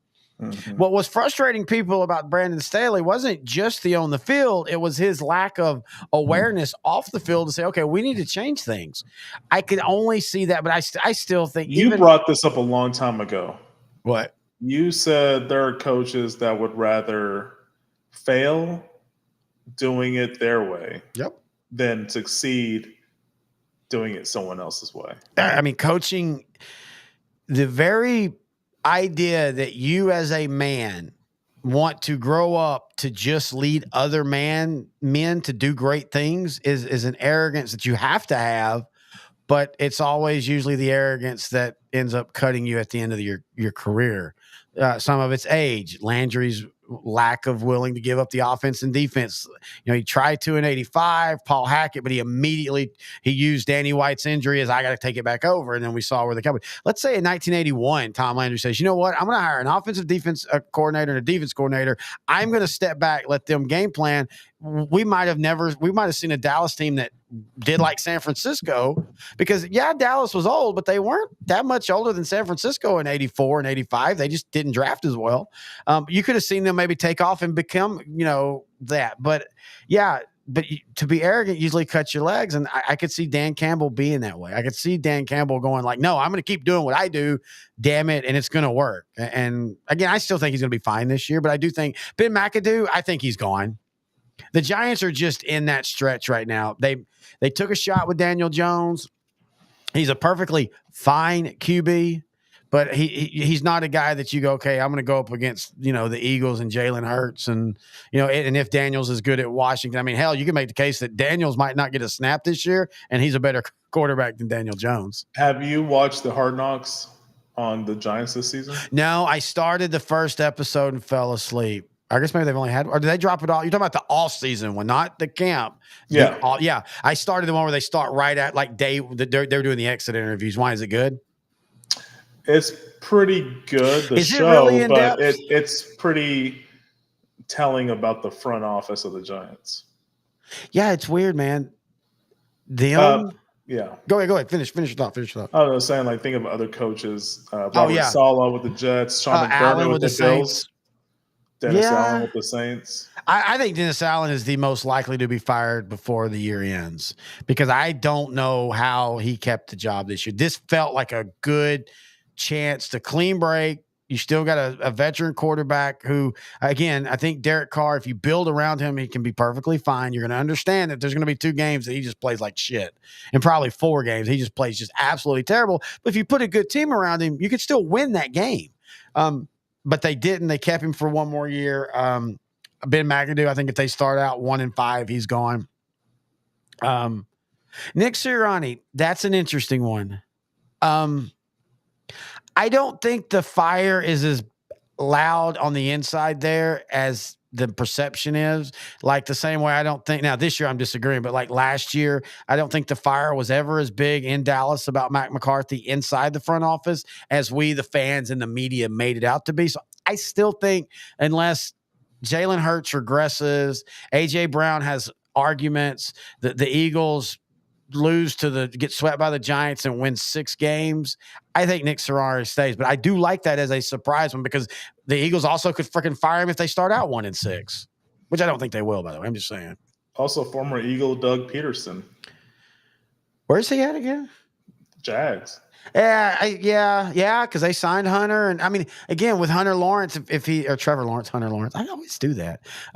If he stays healthy, then I think they're fine. But if he's not, that's actually a really good one, because I think people feel like they're a step behind where we thought they would be. Yeah. But you can again say that, they were 9-2, even though they weren't pretty, they were winning. And then Lawrence gets hurt. And then they had terrible backup play, terrible. And I also still think that weird win against LA Chargers. I think that's one, Jim Harbaugh. He'll be in year one. In year one. You know what? Lad McConkey's already showing out in training camp. No shit, dude. So whatever is going on, it is what I think it was going to happen with the Chargers. I just couldn't communicate that well. I thought Gus the Bus Edwards and J.K. Dobbins would be a 2-man show at running back. Yeah, I figured Ladd would be good because Harbaugh drafted him and they had no other receiver. Palmer and TCU guy Quentin Johnson, underrated, didn't get enough snaps last year. Hey. You just created what's about to happen in 2 years, my friend. What did I create? Everything you just said made me realize what's happening in 2 years. Maybe as soon as after the end of this year, but I'll give it 2 years. So in 2 years, the Chargers coming off their second straight playoff appearance. Okay, I can see that. They make the AFC title game, but they lose.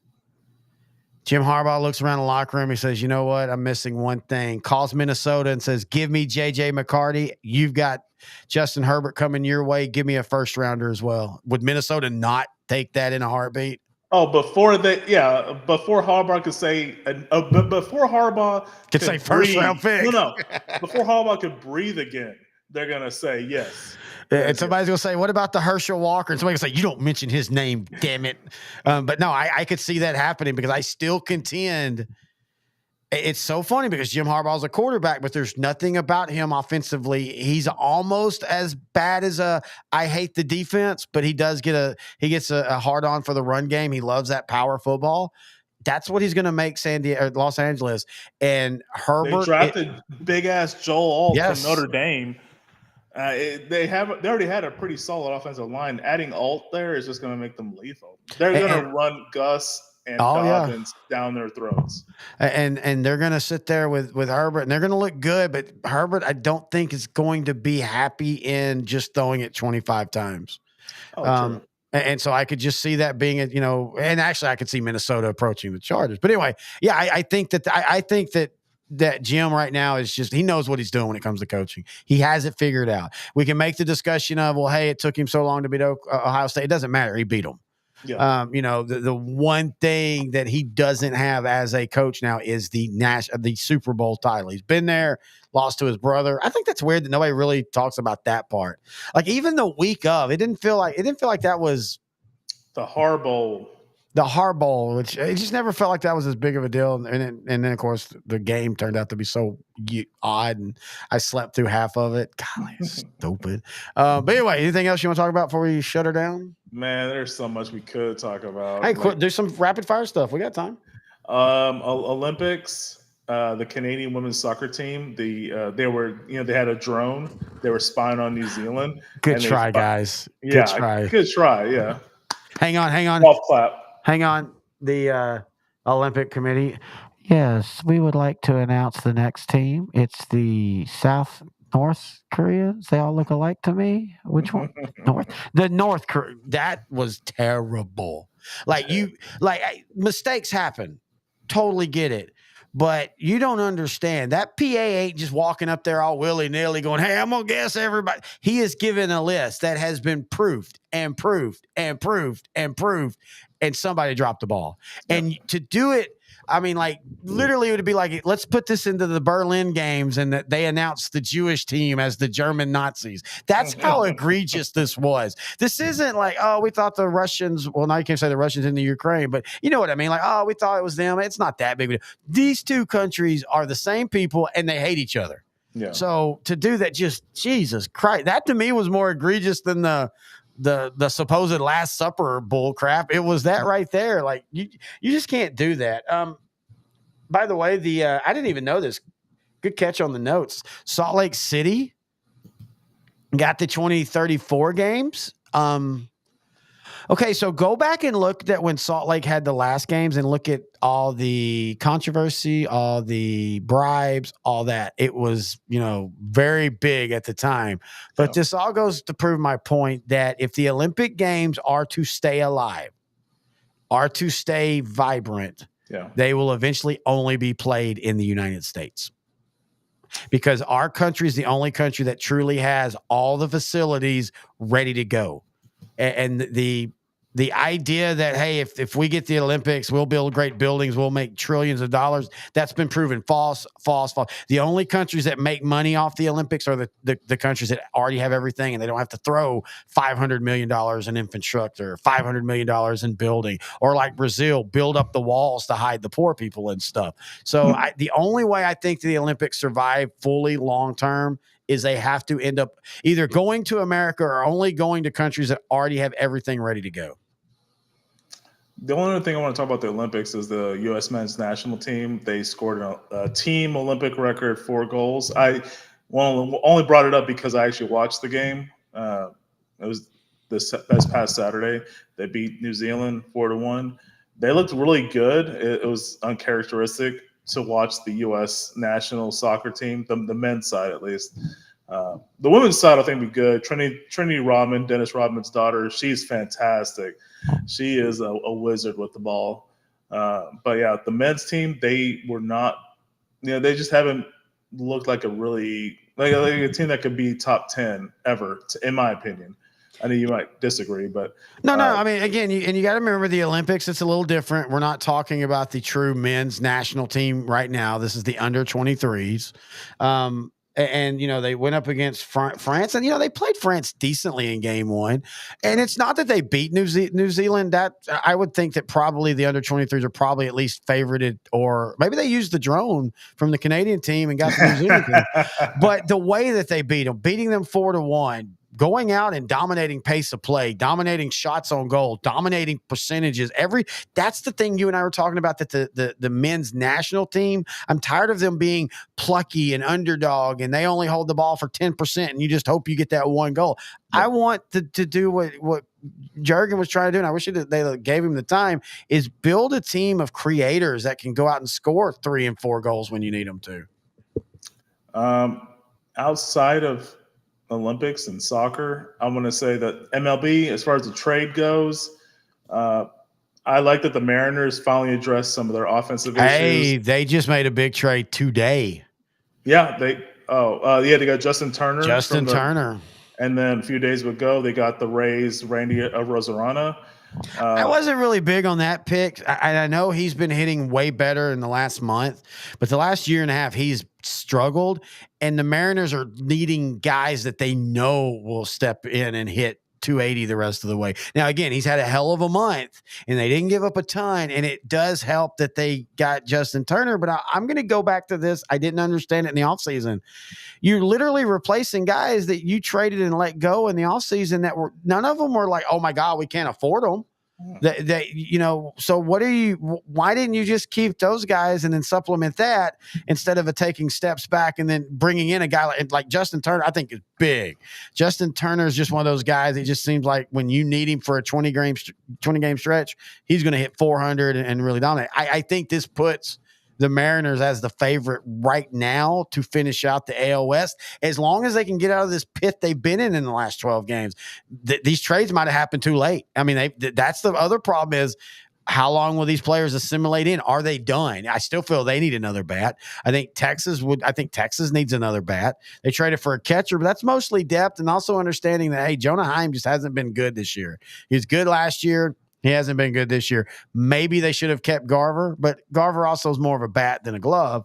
I think Houston's in that they just need to do something. They need to show that they're still engaged. I know their starting pitching has struggled, but at times it looks good. Houston's the hardest one to figure out because they remind me so much of the Rangers in 2015. I could see the Astros staying strong and winning the World Series. I could also see them getting beat in the first round and getting beat kind of convincingly.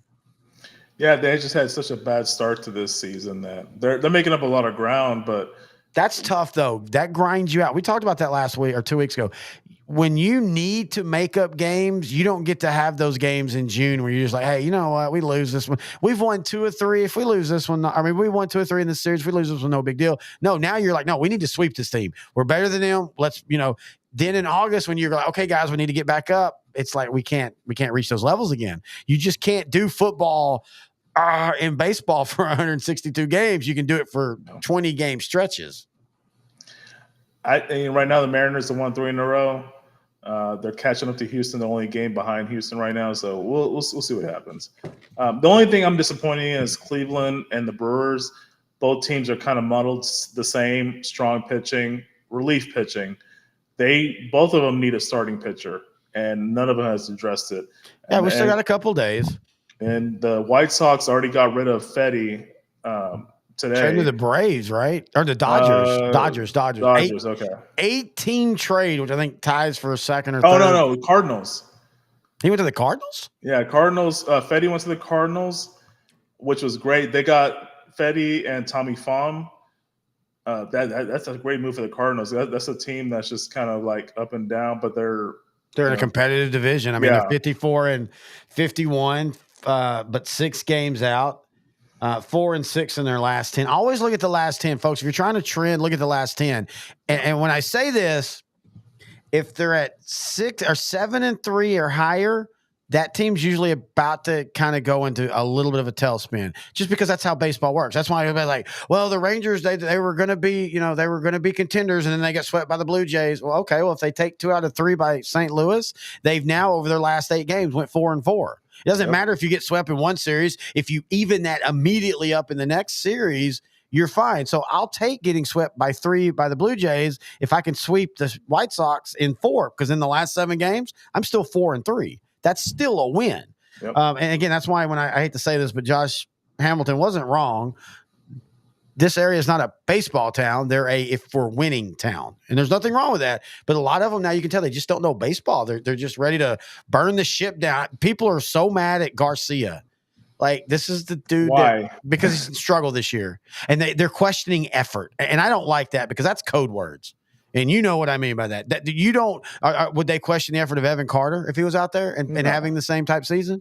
And it was so funny because a couple in the Chicago game, apparently some on Facebook thought he should have caught a ball, and he didn't. He one-hopped it. And they're literally talking about he's lazy and all that, when he immediately, 3 innings later, bases loaded, 1 out, diving catch, fires at the second, doubles up the guy, and the Rangers went on to win because of that. And I'm like, yeah, where's that effort issue now? And so I agree with him. Ranger fans are winner fans, at least the new core. And I don't blame them, dude. If let's say you became a fan in 2010, even with the bad stretch between 2017 and 2022, you've lived a damn good sports life as a Ranger fan. 3 World Series, 6 or 7 appearances in the playoffs in that stretch. Mm-hmm. You don't understand the 1980s, man, when, hey, if we won 87 games, we were one. Hey, can we put a banner up for that? Hey, we finished 4th. We won 87 games. But anyway, baseball's getting into the fun season, though. Trades are happening. You're going to start seeing, can the Orioles continue? Because I don't know, man. It just feels like the Orioles are starting to kind of run out of gas. And how many times do we see young teams, and they're still young, I know they made the playoffs last year, but this is still a young team. How many times do we see them start hot and not understand that, again, hey, we can trade one for June if we get 2 in August, and they kind of fall apart. And I kind of feel like that might happen. And lo and behold, I kind of feel like the Yankees are still just, hey, we had that one bad stretch, but they might be the most consistent team right now in baseball. Yeah. I mean, they had a struggle to go in the All-Star break, but they're kind of picking up the pieces and trying to start to figure it out now in the second half. There's some shows that are going to be uploaded pretty soon, right? Yeah. Oh, wow. As we say that, Dad's like the Mariners are losing 14-3 right now. So, again, the Mariners are collapsing. Fire sale. Get rid of everybody. Justin Turner walks in and goes, really? This is what I have. So we have recorded a bunch over the last couple weeks to a month. We have OutDrank The Coverage, the 90s honorable mention, look back at the top 5 Dallas Cowboy rivals. That'll be up this week. Next week. This week will be our Friday. Friday. God, I will get this right in a minute. Any Given Sunday, Bad Movies and a Drink review. I had to work through the YouTube. And while I do that, I'm going to go ahead and say this again while I'm talking about that. If you want to help us out, check out our Patreon. It's right there on the screen. If you're watching, you can just hold your phone up. It'll go right to it. If you can't do that, you need a URL. Go to patreon.com/@L4 Media Company. And we put every show up there uncut. And it doesn't really matter for in season for us. It's more of the OutDrank The Coverage look backs and stuff. Every one of those have been hit with copyright, and we're right because there's a thing called fair use, and we do it correctly. And every time we appeal, we win. The problem is it either takes 30 days, and if you lose the appeal, nothing happens, or YouTube has a really messed up system where if you take 7 days, you can do a quick appeal. It's great if you win, but if you lose, you get a strike against your channel. A strike is really bad because it's just like baseball. If you get 3 strikes in 90 days, I think it's actually 180 days, you can lose your channel. They can pull your channel. Famous people have lost their channel on a 3rd strike, and they would have no problem taking it from us. So please, again, check out our Patreon QR code, or just go to patreon.com/@L4 Media Company. Our YouTube is @L4 Media Company after the slash. And we would help it. Dude, it's $3. $3 a month. That's all we ask. We're not trying to get rich from this. We're just trying to be able to do great things because we would like to do more of the look backs in the off season where maybe we get people on. Maybe we go see people. Maybe we start having sit down interviews like a NFL show where we're talking, and then we can have Charles Haley only doing an interview with us saying, hey, this is what I thought about that, that kind of stuff. And so check out our Patreon. That'll help us, and we do appreciate it. And if you can't pay, we get it? You can still sign up or still subscribe for free to that. And so we're still trying to get members of the League Cast to do a podcast with us. There's a reason why you haven't seen. Well, there's 2 reasons. Honestly, I went back and watched that last one we didn't draw. We were supposed to. Last one we recorded. We actually have like 2 more we need to do. I would want to redo that again. We're better now. Not that show's bad, but you and I are better at doing these look backs. We've kind of figured out a system with how we edit, what to edit. Like I go back, and I still love them, but I go back on like League season 2 or season 3, and to be fair, it should be like this. We have 4,000 clips per episode, partly because that show was that awesome. Speaking of, I think that's what I'm going to go to sleep tonight. A little buzzed, eat some soup. I will too. Yeah. Eat some soup, and that's when I know it's football season. When I start going, I want to watch the league. But anyway, yeah. And so we're also trying to get some people on for that. I wanted to get George Teague on for the Packers Cowboy rivalry because he's one of the unique ones that is set on both sides of that. We just couldn't make it work. I think it would help make it work if I can say, hey, look, we've got 60,000 people that watched our last OutDrank The Coverage. Oh, and we have 10,000 Patreons. That'll get those people wanting to do more. And so, again, please check out our Patreon. We have the 90s coming out next week. In 2 weeks, we'll have the Eagles, the number 1 rival of the Dallas Cowboys. That's a fun show. I just was editing that the other day. That's a really good show. Like that Washington show was maybe our best, and I think the Eagles one top that. The 90s honorable mention is really good. We're a little tired by the end of that show because we kind of start anyway.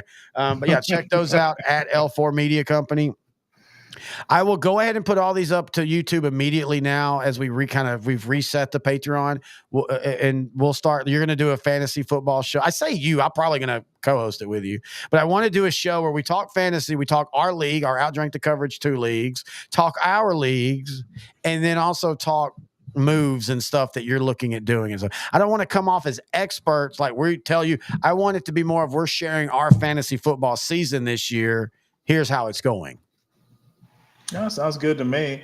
We know what we know. You've done it where it was not online. I've only done it since 2008 where it was only online.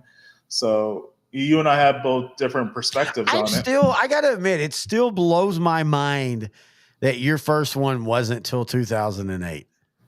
Yeah, I know it was available way before then. I just never thought of even doing it. I just always wanted to watch the show. I kind of had a fear that it would take away from the I get that. love of the game for me. I used to think that too, and it actually has enhanced it. Yeah, it's enhancing it. Like now I'm watching games that really are kind of meaningless, but I'm like, I kind of want to see what Griff Whalen does here in the third quarter while he's replacing the top two receivers that got hurt. I still remember a couple years ago, man. I think it was Najee Harris's first year, and I needed him. I came into a Monday night game, into the season. I think it was a winner goes on. Both of it, if I won, I made the playoffs. If they won, they made the playoffs. And he didn't get a touchdown, and he didn't get a lot of yards, but he literally got the 2 yards I needed. But it took him all freaking game. And I can remember, that was just as fun as watching the Cowboys beat the Eagles. And I'm not saying that's what I'd want every year, but it's also saved us. It saved me. Like I genuinely believe that me and my roommate Jamie, the whole reason we got into fantasy football hardcore in 2001 and 2002 is look at how the Cowboys were. They were bad. And so, this is when the internet's more open and I always knew about teams, but like you're really starting to follow teams. And I'm like, okay, so if I do fantasy, I can still have fun, even if my Cowboys aren't good that year. And 2020, the prime example, dude. If it wasn't for fantasy, I'd have been out. I mean, he hurt he got hurt in game 3. Where the but I didn't. I stayed in it. I actually enjoyed watching the Cowboys more and more because they got a little spunky there at the end and had a stretch where, okay, if things go right. But all that only happens because I stayed to the football because of fantasy football. I bet on football, but I bet like the fun. Like I'm just, I'm spending $5, and if I get and 18 teams win the right way, I win $2 billion. But betting has never done it for me. I don't know why. Fantasy is the closest to competing as a guy who played in sports.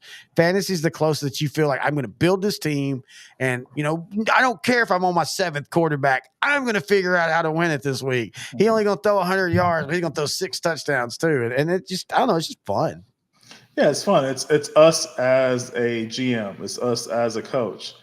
We can assemble our Avenger roster to go against everybody else in the league. Yeah, it's a little ego boost, but it's also pretty fun. It is an ego boost, and again, it's fun when you win. If you have it, like I think I'm down to I think I'm doing 5 or 6 teams a year now. I'm up to 5 this year. Yeah, and I think that's, I used to do more, and honestly, a lot of that was on autopilot. Like, sure, I'm winning. Okay, I'll check. When I started losing, they were Yahoo, no leagues. This year, I'm going to do 4 leagues. I know people, 2 leagues I don't. And that feels like the most, but it's nice, man. You wake up and your Cowboys win. It's Monday, and you go, oh, shit, I'm about to pull off a perfect. There's something fun about that. Especially when one of the perfects, you're going to need a little bit of help on Monday night. You're going to need a guy who's the most yards he's ever had is 80. You need him to hit 120 and 2 touchdowns.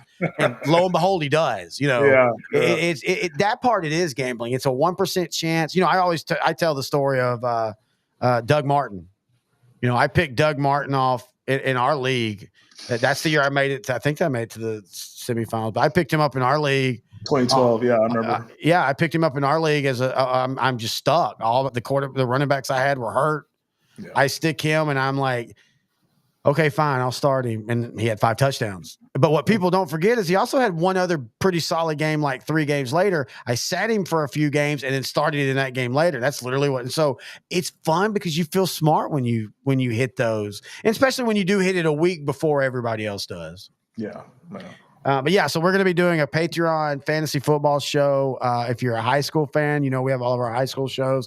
We're going to do a couple new ones just for Patreon. And no, OutDrank The Coverage. This show will not go on. I'm not going to say it'll never go. If we ever reach, 10,000 Patreons, I will put everything behind a Patreon wall. But we also always want to make sure, even at $3, look, you and I, we've lived in good times and bad times. We understand that $3 a month adds up, even in today's world. We'll try to keep the main shows free, but I know we will keep them free for the foreseeable future. So please don't think, I won't be able to watch them now. They're on Patreon. No, you'll still be able to watch these. Again, this in a couple weeks will change its name to Hangover Monday, which I think is funny. Rangers are winning 6-2 against those goddamn St. Louis Cardinals. Dude, I used to love the Cardinals growing up. That was one of the iconic teams, man. I used to love hard hitting Mark Whitten back in the 90s. Hard hitting. He hit the 4 home runs that one game. Yeah. And y'all want to go look up home runs. They're not majestic, they killed animals on the way through. I mean, they were bullets, like 480 feet on a straight line. I remember somebody, it might have been Mark Grace or somebody with the Cubs talking about when Witten hit it, there was nothing majestic about it. It would be 500 feet, but it would hit the ground before you could even turn around because it would be on a straight bullet. He said legitimately he would hit 450 feet home runs that off the bat was so low that you're like, okay, that's going to hit the wall. And it just, so yeah, I always love Mark Whitten. I always had him. But anyway, you have anything else you want to add real quick? Anything else? That's going all, once? Man.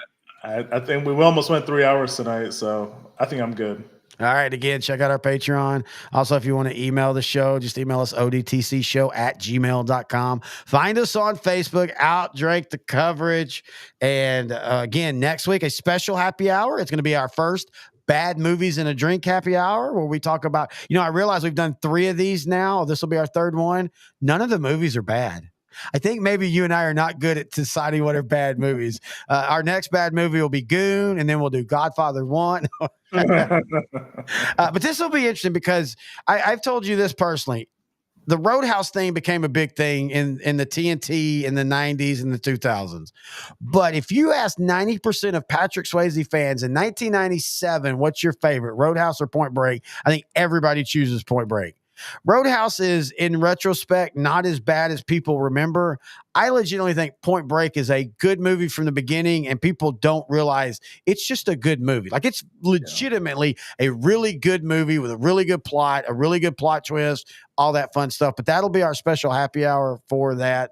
I know Noah's going. I just heard somebody walk in and that hawk too and spit on that thing. Whoa! Noah's about to have a good night. Anyway, that's gonna do it for OutDrank The Coverage happy hour. Until next time, he's intern Noah the Pro. I'm just Terry. I need a nickname. Terry the Boy. No, that doesn't sound good either. I'm glad there's only 20 people. My luck will be all 20 federal agents. We've been knowing that dude to it. Anyway, until next time, he's Noah. I'm Terry. This has been OutDrank The Coverage, brought to you by Grandeur Pest Solutions. Oh!